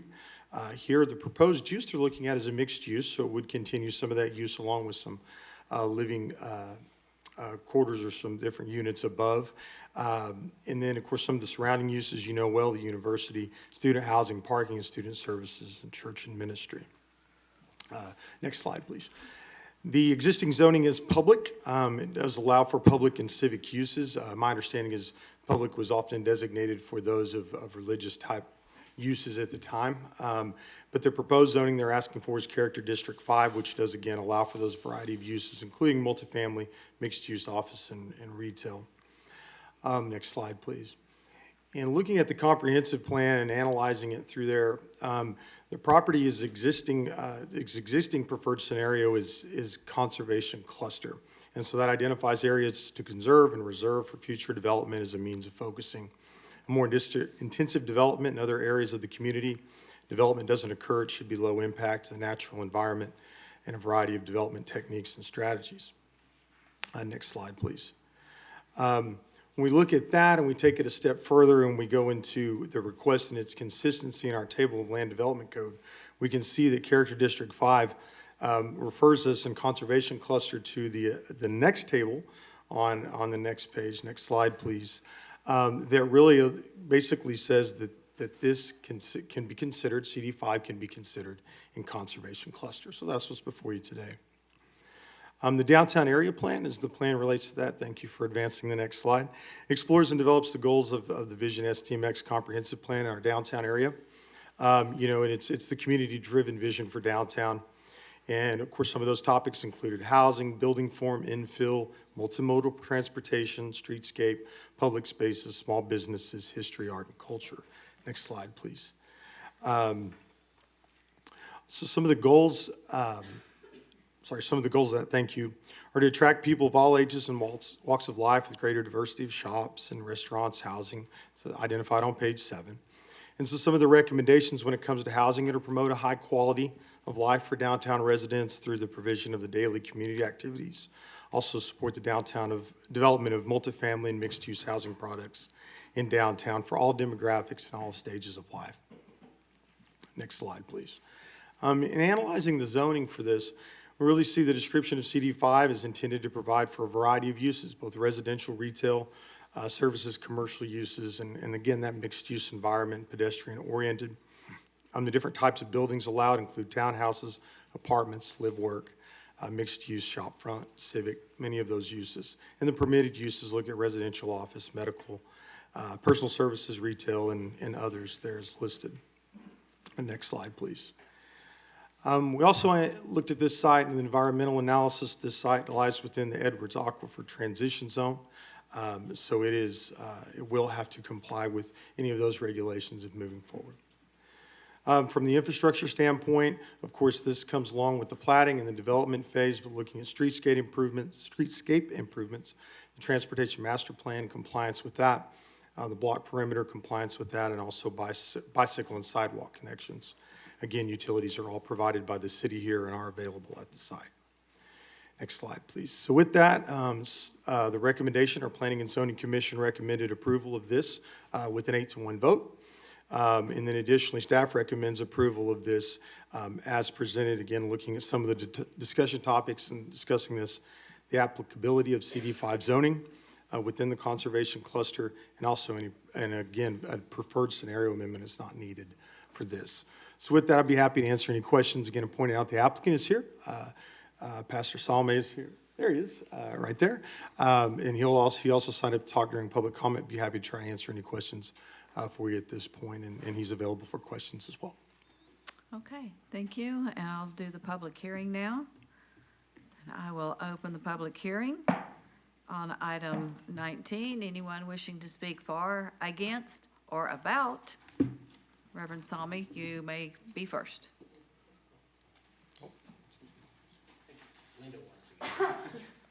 Linda Coker. Reverend Salme will be first. Oh, go ahead. He signed up, and then, It's but don't go grace far. abounds, grace abounds. We're all good here. Well, good evening, council and mayor. My name is Todd Salme. I'm the pastor and executive director of the United Campus Ministry located at 510 North Guadalupe Street. And I want to thank you all for your service to our community, for working through these sessions and trying to get things right. It is hard work. I also appreciate the city staff for their support as we've gone through this process. We come to you tonight with this request to rezone our property from P to CD5. First, what I want to highlight for y'all is that our ministry plan is to maintain ownership of this land. The United Campus Ministry was formed in 1963 by local churches, the Methodist Presbyterian Disciples of Christ, United Church of Christ, and the Lutherans have recently joined our partnerships. And any development on this property will happen through a ground lease where the ministry will maintain ownership of this land and continue its ministry in this location. Rezoning lets us steward the land in a way that's mission-driven and financially sustainable. It strengthens a community asset, and it helps our nonprofit grow in our service to the community. Second, I want you all to know that this rezoning request we're coming to you is a result of a deeply intentional process. It's been led by local people in a process of prayer, study, discernment, and community conversations. We've listened to the conversations at the city about how we want to grow. We've engaged stakeholders, neighbors, partner churches, students, faculty, community leaders, and city staff. And what we've asked is what would be best for San Marcos, not what would be the fastest to build or to generate the highest return, but what would we create that would truly reflect something that reflects the values of our communities. And when we talk about what good development looks like, one we've been talking about is coming back to the metaphor of the San Marcos riverbanks, this lush riparian edge that keeps rivers flowing, a space where it keeps the waters flowing and clean, spaces where life thrives in natural and native habitats, a living boundary that prevents erosion and keeps out unwanted invasion, and developing a place that brings together the various currents of our communities. This isn't something that's dropped in by an out-of-towner, but this is something that has been cultivated by a local organization with deep, deep roots, people who live here in this community who are invested in it. Third, this rezoning will activate an often overlooked part of our city. Today, this block functions more as a pass-through than an actual neighborhood. With rezoning, this area can become a vibrant edge to our downtown area. It'll generate new property tax revenues, it will support local businesses, and it will create an attractive, healthy gateway between the campus and the city. If the rezoning is denied, we may be forced to sell our property due to decades of deferred maintenance. And such a move might remove the property from the tax rolls, as well as take it out of the city development framework. So by granting the rezoning tonight, you give us an opportunity to keep our ministry in this location and allow our nonprofit to activate this portion of town that is safe, alive, and truly reflects San Marcos. So I ask you to support this request, and thank you for your service. God bless. Our next speaker. And if you could step back a little bit from the microphone, I think it'll come through better. Thank you. Linda Coker, San Marcos. We need your full address. 153 Tallow Trail. Thank you. I have served on the downtown plan, master plan, served on, through the years, comp plans, the city second center, and 6 years on Main Street Board.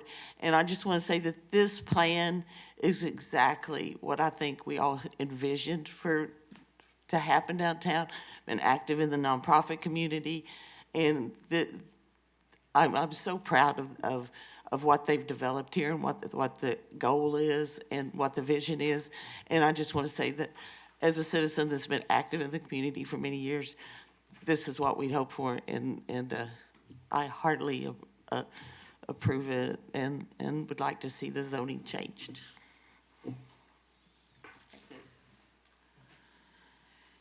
Anyone else here to speak for, against, or about the zoning change? If not, I will close the public hearing and await we can now do a motion, council. Motion to approve. Motion from the council. I have a motion from Mr. Scott and seconded from Mr. Mendoza. And I have a question for Ms. Villalobos. And the question is, do we know why this was set as conservation cluster? Were these three religious centers? Yes, ma'am. We provided that designation to churches throughout the community and also to properties that were zoned P public. Okay. And so because this property was zoned P public, it had that designation. That explains it. Thank you very much. Yes, ma'am. Okay, so, questions? concerns, thoughts? Mr. Gonzalez? And I'm sorry that I was not here for the beginning of the presentation, but my understanding is you want a 6-story building? Yeah. Right now, the request is for 5. If Okay, they wanted to 'cause- go to 6, it would require alternative compliance, which Well, they have. that was gonna be my question, because it says concurrent application, 6-story building height. Right. That was there. I did talk to Pastor Salme today, and they haven't pursued that yet. So they're still considering that, weighing different options at this time. But even if this is approved, if they did ultimately want to go to 6 stories, they'd still have to come back for us. An alternative compliance approval, yes. That was my only question. Yeah, 5 is allowed, and 6 and 7 may be requested, should the applicant want to. I'm looking at what might go there, and I'm looking at less than an acre. So I'm just, anyway, it's not that I'm against it, it's just I'm still trying to envision. But rezoning this from public to CD5, which is what everything else around it is, would that be correct, Mr. Floyd? Yeah, that doesn't seem to be problematic. If P&Z says it's a good idea, I agree. Okay, anybody else thoughts? If not, we'll vote.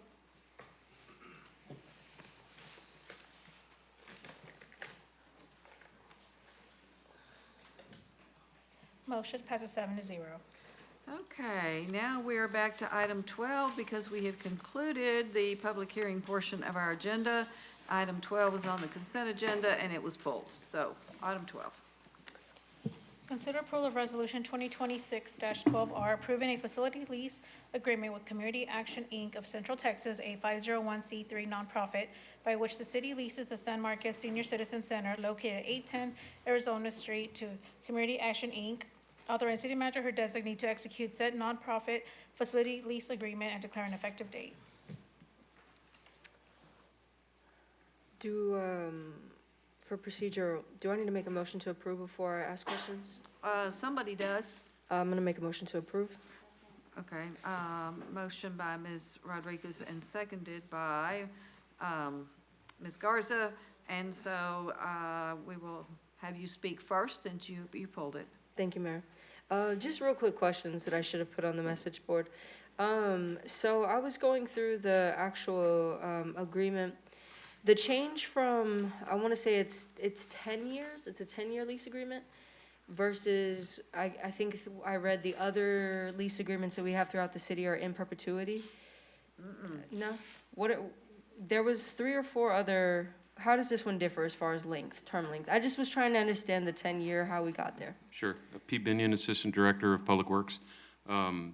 In 2023, we came to council with a proposal for a facility lease agreement because we're trying to clean up exactly what you're talking about, which was to bring everybody under standardized terms.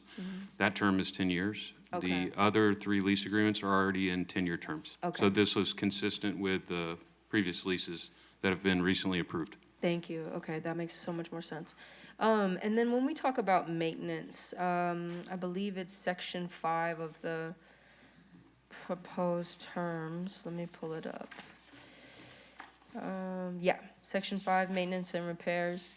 There's that $2,000 per incident that they would be responsible for, and then the city would, obviously, if it exceeds that, we would come in and help.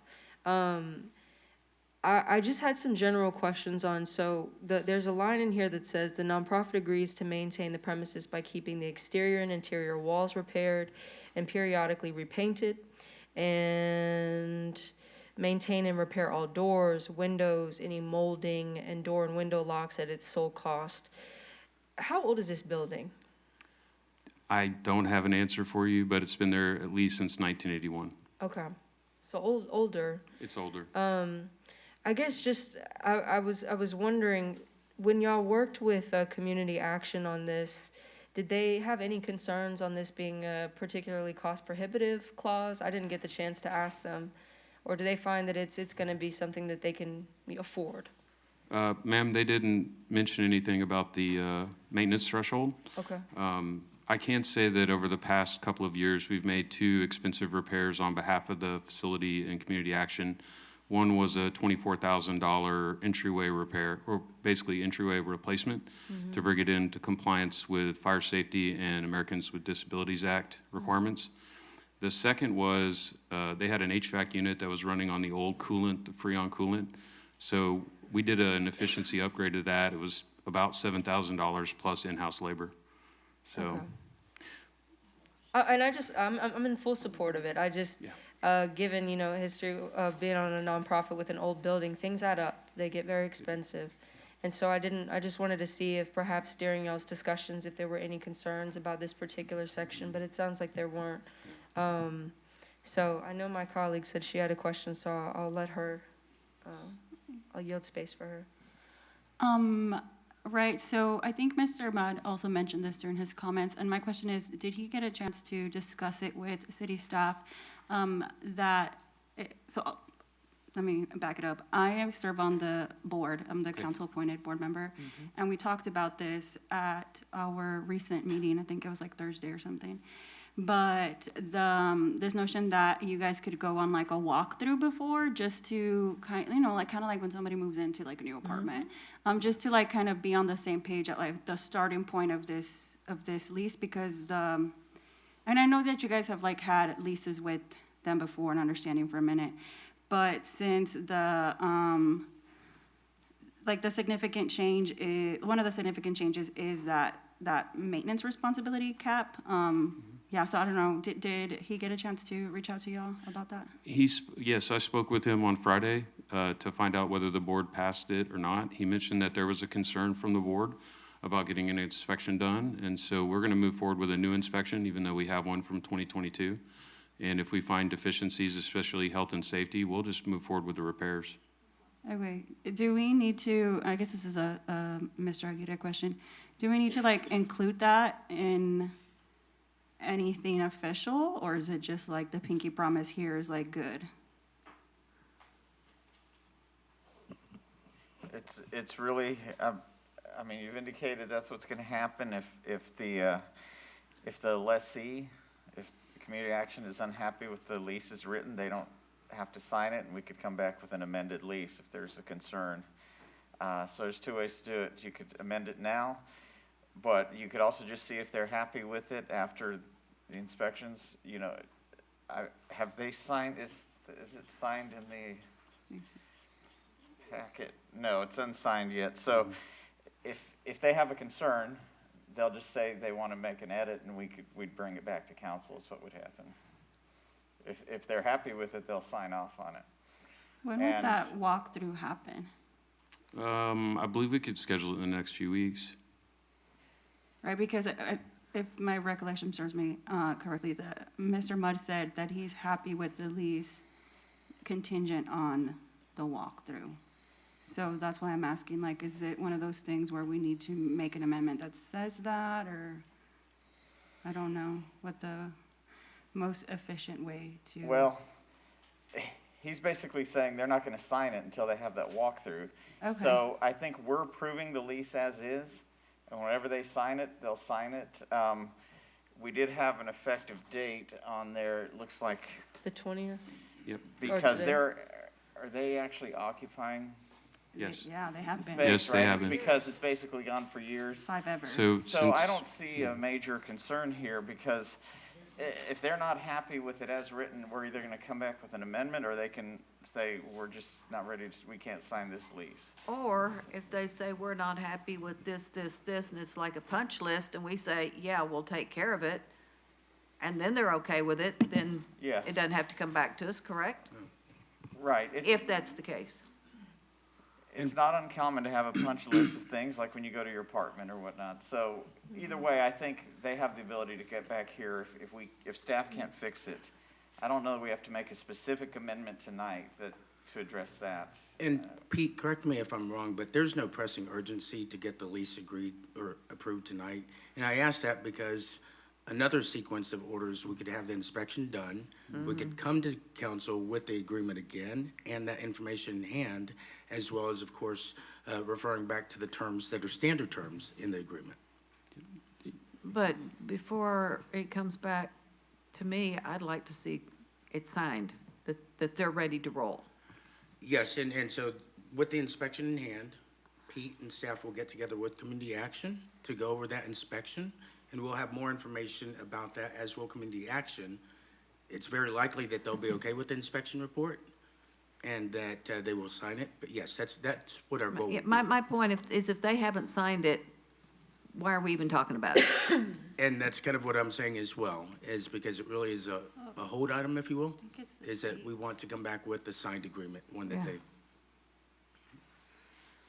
Mayor, So would you rather postpone this? yeah, I was gonna say, we'll go ahead and I'll make a motion to postpone, contingent on everything Mr. Gonzalez just mentioned. And How about just postpone to a date certain? to a date certain. You gotta specify the date. To a date that, Or- the date that or a staff has. significant- We've the said like 3 or walkthrough. 4 times today, the next like couple meetings, so I mean, to ask me, I'm not privy The to what date the. would be tied to an event, so. Yes. Instead of a specific date, the event being the date we have had the walkthrough with. How about the Community date they action. sign it?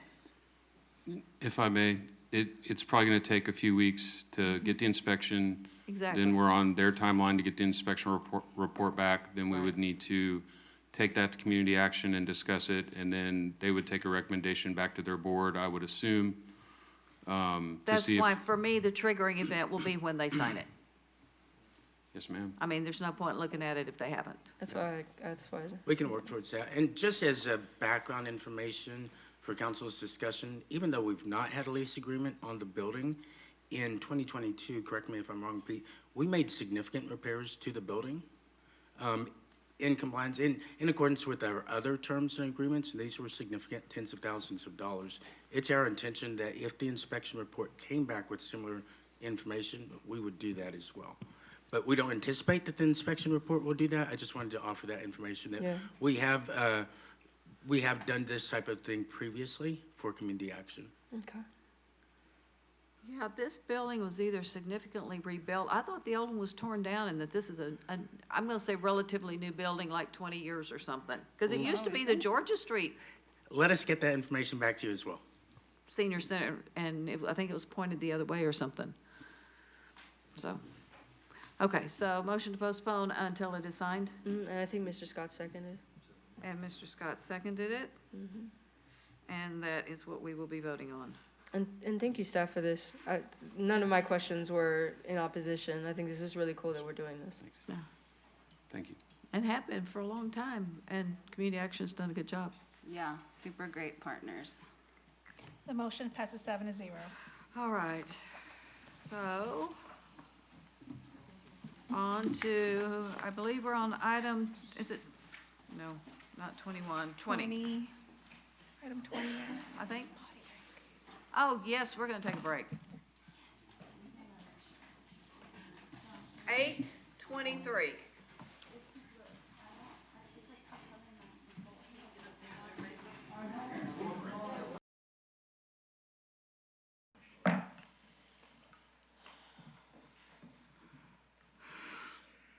We have returned from our break.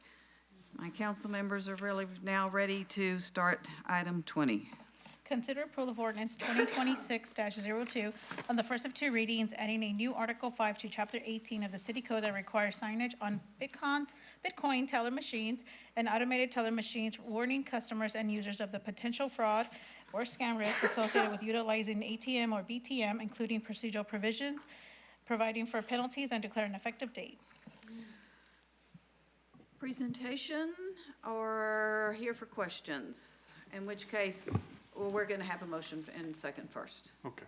I'm just here basically to answer any questions. Okay, then hold up, please. Let me get the motion second, get this properly on the floor. Motion to approve. Second. Thank you. Motion by Mr. Gonzalez, second by Mr. Mendoza. So this is basically just a preventative tool to help prevent some frauds and stuff. Things graduate, it used to be the Nigerian prince or whatever, Yeah. that you had all the money, and then it was buy gift cards, Apple cards, and it's kind of now rolled into the Bitcoin. What makes this serious is that there's no tracing. If you were to go into Walgreens and, they told you to buy $800 worth of Apple cards, at least you have the cashier that could hopefully go, what are you buying these for, and get the story and maybe prevent it. Here, you can just go up to the ATM and put your money in, and it's not trackable. So this is just an item to get people to think. And on the message board, we put out some verbiage for the signage. Mrs. Bryan is here. She wrote this. She's going to be in charge of the education and getting people up to speed. And if they have any questions and stuff, I know there was a concern about doing the effective date. So I'm assuming maybe that's going to be a amendment. But Yes. if you have any other questions, I'd be glad to answer. Okay, so for the public and for me, I did not know there were such things as Bitcoin teller machines. I know what an ATM is. I can go get some cash out of my account. I didn't even know that there were such things in San Marcos. So thank you for bringing this forward. Really, all this is just requiring signage on things that are existing. We're not getting into the operation or anything else, correct? No, this is just, that a police department, a court, utility company is not gonna ask you to go, make a deposit in Bitcoin, Right. so. Okay, so what you're talking about is, and this happened to my late husband, he got a call on the phone, and it was something about, I don't remember, not showing up for jury duty, and there was a penalty, something like that, and he's going, no. But it was teller machines at that point in time. Yes. So this is for when there's scams, and this is to help educate people and maybe get them to think twice before they do either one. Correct. Because signage is going to be on both types, right? Pardon? The signage is going to be on both Bitcoin and the ATMs, correct? Yes. Okay, all right. Thank you, and you answered my question on the message board. So, Ms. Rodriguez, you asked a really good question. Would you like to make an amendment to, a motion to amend as stated in the, what you had in the Yes, message ma'am. board? I was at the time, I think on the message board, I said, delaying the effective date for 60 to 90-day period. I guess, is staff comfortable with March 31st or April 1st as an effective date? That gives time. Yeah. And basically, this And the is intent for the businesses. Yeah, to- the intent is that this gives time for us as a city to notify the businesses as to avoid, issuing out a $500 fee for noncompliance when they just didn't know. So I'll go ahead and make a motion that we delay I'm actually gonna make a motion that this ordinance shall be effective on April 1st of 2026.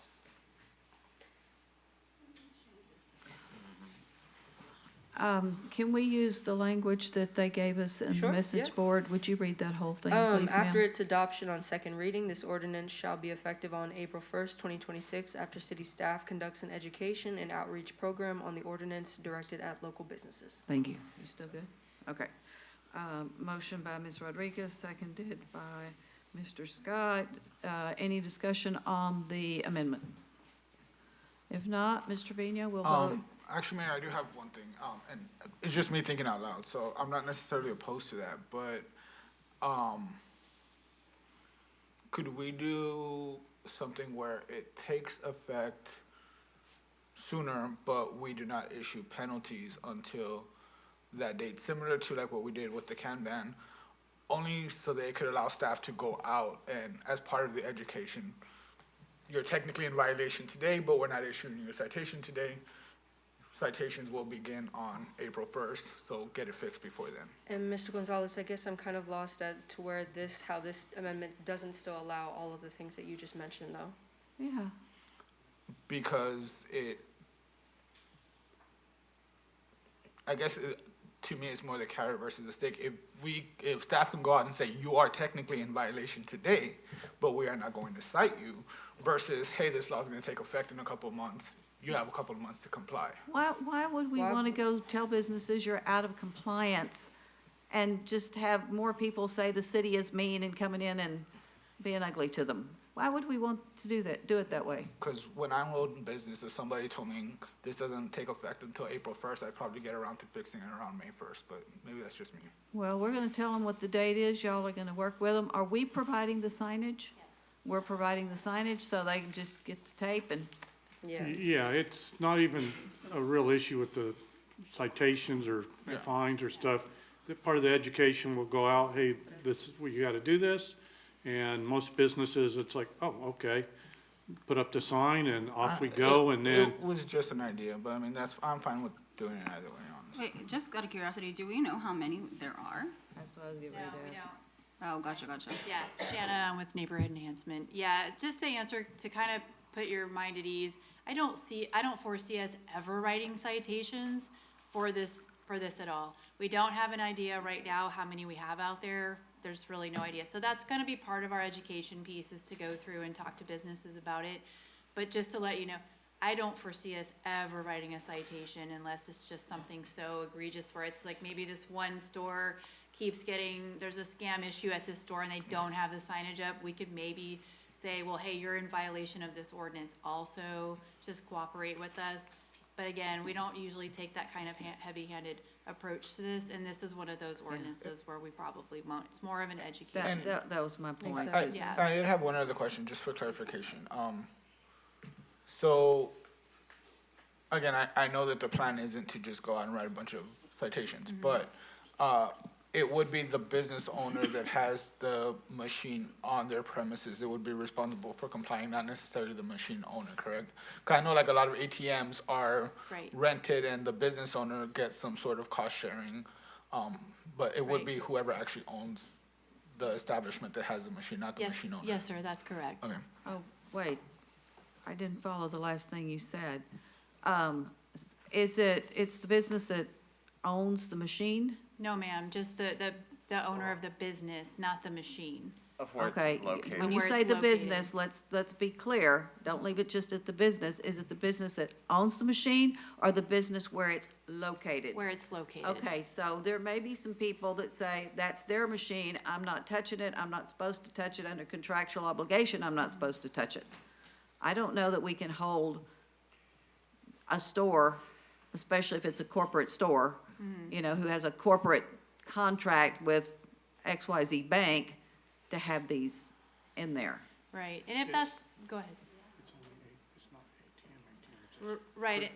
Right, crypto machines, not ATMs. I think earlier you asked the question to Mr. Carr, is this going on ATMs and Bitcoin machines? It's just crypto machines. Because the way the Not ordinance was ATMs. drafted says ATMs, that's the way it was submitted. No, ATM, and there's a definition of ATM. It says ATM or Bitcoin, and it is talking about cryptocurrency specifically, not just ATMs. If it says ATM, it's ATMs. Teller machines. Yeah, section 18.183, the cryptocurrency teller machine warning notice, that actually might be a little bit conflicting with the language as written. Because it does say the sign shall provide notice to customers and users of the potential fraud or scam risks associated with utilizing the ATM or BTM. Well, it says crypto ATM or BTM. Article 5, cryptocurrency teller machines and automated teller machines. That's the title of Article 5. So do you prefer that it be only crypto? Because then we'll amend it accordingly if It's that's for really crypto. what your intent was. Okay, Right. okay. Well, yeah, because 181 definitions, 2, automated teller machine, ATM means a standalone electronic kiosk that allows users to gain cash. And sell cryptocurrency in exchange. So the intent is for cryptocurrency. So if we need to amend that, we can. Yeah, We'll clean it. I can make a separate amendment if, I don't know if we Well, actually we've took a got to vote on go, the first we've got one. to finish the first one. Yeah. But to the mayor's point about not touching the machine because it's owned by someone else, and I can't find the language, but my understanding is the sign has to be within 2 feet of the machine, so it could be not physically on the machine. Right. So I mean, I guess that would solve that problem. They don't want to touch the machine, they can put it next to the machine. Yeah, Just a so warning. it doesn't have to go directly on the machine. That's why we have within the 2 feet, so that someone can hopefully easily see it. Some of the ones I see, the drugstore near my house, they're like standalone, they're not up against a wall, they're kind of by the baskets and stuff, and I don't know where you'd put the sign if you didn't put it on the machine. And, Yeah, on a stand. I will figure that out, you know, as we're going through and looking at them, what a best place, our best location for the signs. yeah, everywhere it's got automated teller machine or Bitcoin shall post a written warning. This whole throughout, it's got ATM. Okay, that wasn't the intent, it's for Bitcoin machines. I Okay. think that there might be some interchange or name interchange user with ATM and Bitcoin. So it was intended just to be for Bitcoin. We weren't gonna intend to do that wherever there's an ATM machine. Okay, this is an ordinance, which means it will come back to us. Okay. So we can pass it today with the understanding that the ATM stuff is coming out. Maybe we need a clause in there that says this does not apply to, you know, or applies only to crypto, just in case somebody gets confused. Sure. So we still have the I've got amendment. this motion right here as to the effective date, and we're gonna take care of that. Mr. Trevino, let's vote on, Ms. Rodriguez's motion to, add section 6 that has the deadline in it. Mr. Pacell, we're ready for you to vote. The motion passes 7-0.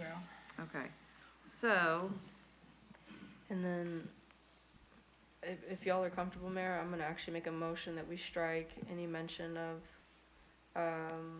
automated teller machine throughout the ordinance, if that's the intent of, which it sounds like. Yes, that's That's it. the intent. okay. Second. Motion by Ms. Rodriguez, seconded by Mr. Gonzalez, to strike ATM or automated teller machine throughout so that it only talks about cryptocurrency. We'll vote on that one. The motion passes 7-0. All right, so now, is there anything else? If not, we will vote on the main motion as amended. Motion passes 7-0. And we'll see this one again. Thank you so much, and thank you for being concerned about this and for taking this step, because let's hope it helps folks. Okay, item 21, Mr. Trevino. Consider approval of resolution 2026-18R approving a contract with Adhio Corporation to provide for the lift station 24 upgrades project in the amount of $1,016,716.62, authorizing city manager or designee to execute the contract on behalf of the city and declare an effective date.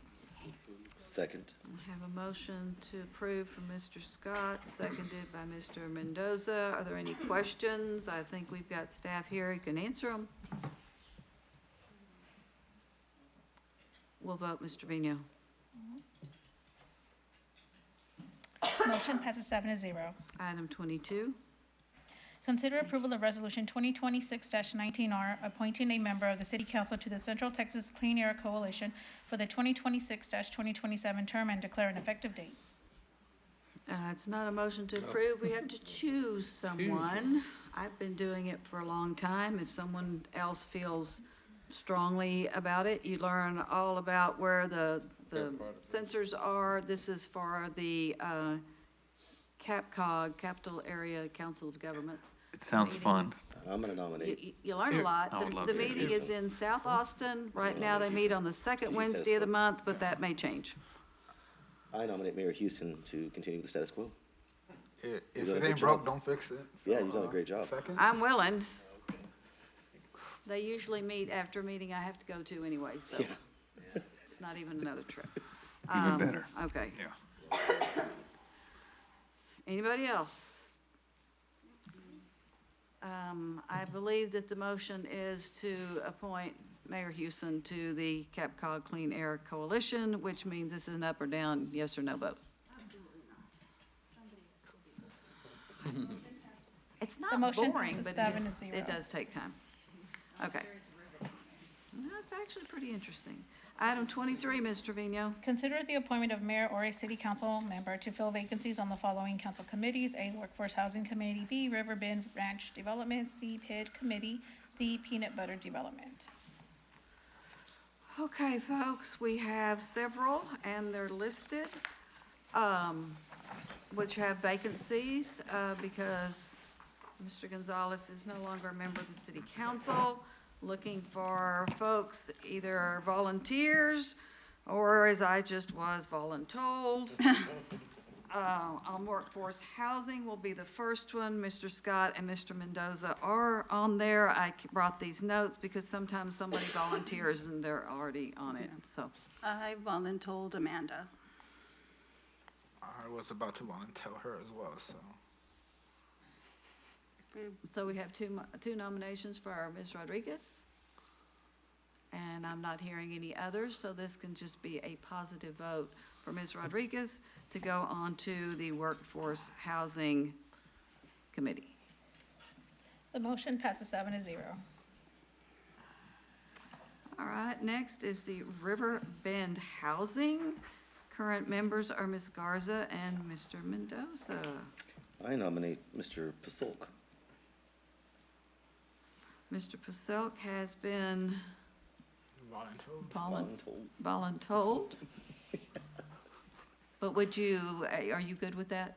I really don't have the breadth of knowledge that you all have, so if you think it's a good one for me to be on, then let's do it. I honestly think with your experience with neighborhoods and really understanding the concept of PIT, I think you'd be a good addition, and it's a good learning step for you. Consider me told. And I don't know that it meets all that often, and it's possible that it's done, but we keep the committee in place so that if something comes up, it doesn't have to go on our, agenda, and then we push it to the committee. Council, staff can just take it straight to the committee. So that is Mr. Mendoza nominating Mr. Paselk, and no others, so this will be a 1-for-1. Ms. Garza? Motion passes 7-0. All right. Now, the PID committee, this started out as one particular PID. Once we got all trained on it, we said, maybe it would be better if we just had a committee who is, because there's complications. One committee that looks at PIDs, y'all agreed at a previous meeting. I and Mr. Mendoza are currently serving on that committee. Looking for volunteers or voluntold? I'm going to nominate Mr. Gonzalez. Mr. Gonzalez has been nominated. Mr. Gonzalez, do you accept that nomination? I do. Okay. So enthusiastic, yeah. Anyone else? Anyone else? All right, Ms. Trevino, this will be a 1-for-1.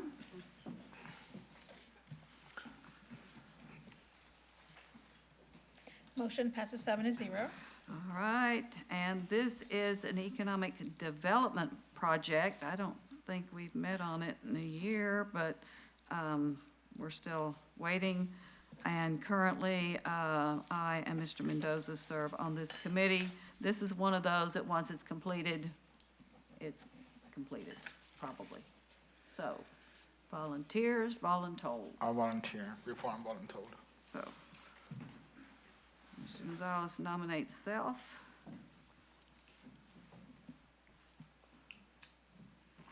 Ms. Trevino, we will vote. Mr. Gonzalez going to the Peanut Butter Development Committee. Motion passes 7-0. All right. And next, item 24, please, Ms. Trevino. Discuss and consider appointments or reappointments to positions 1, 3, 5, and 6. Confirm appointment of position 9 and appointing chair of the Tax Increment Reinvestment Zone.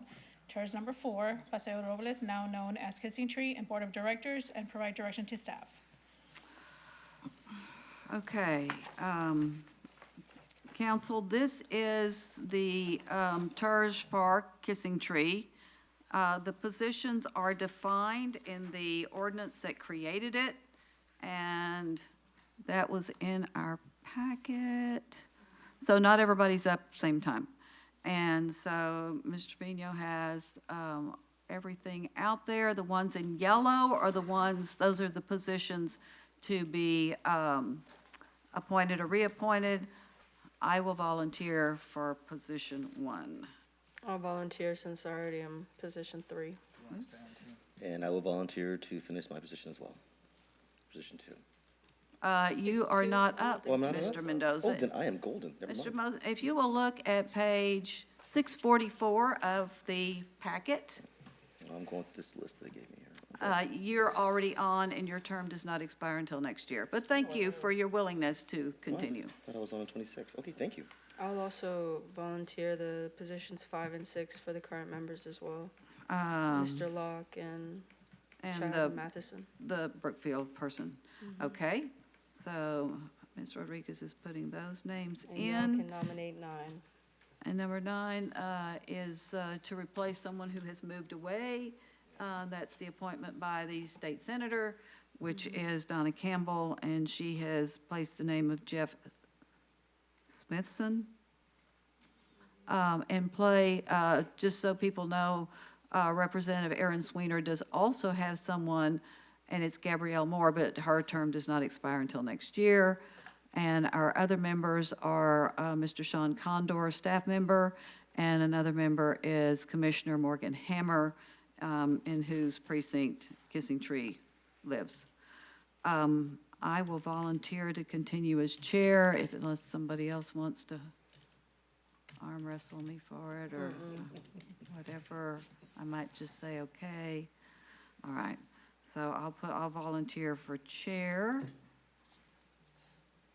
Are we all good? Everybody knows what's going on?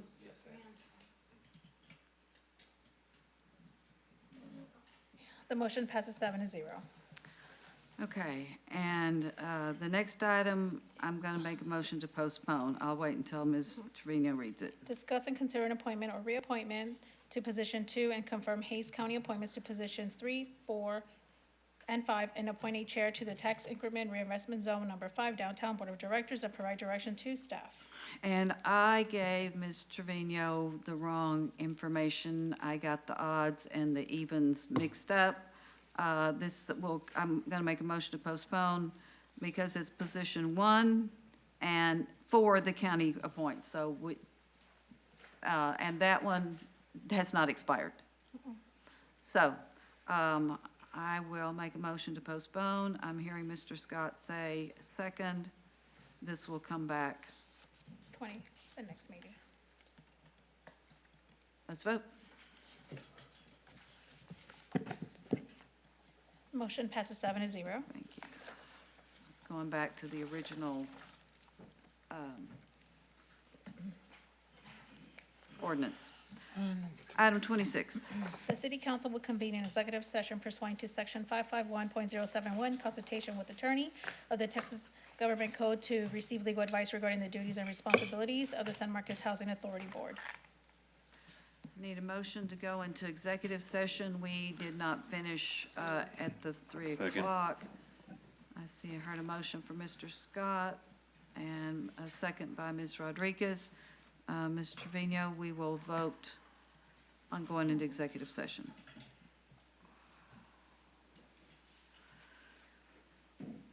Ms. Garza? Motion passes 7-0.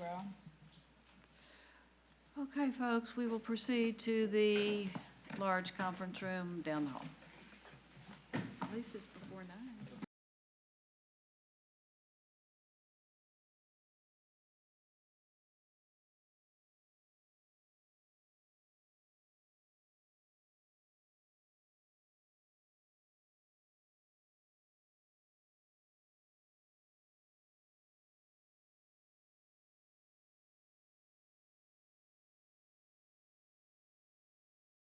Returned from our executive session that we concluded at 10:30. Ms. Trevino, would you read item 27, please? Consider action by motion and provide direction to staff related to the city council's executive session deliberation under section 551.071, consultation with attorney of the Texas Government Code to receive legal advice regarding the duties and responsibilities of the San Marcos Housing Authority Board. And we had that discussion. So now we are to question and answer with press and public. I think we had a couple of people signed up. I don't know if they're still, I don't see anyone here. Anyone online? No, ma'am. Okay, question and answer session, none.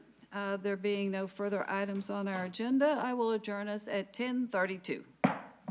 Thank you all.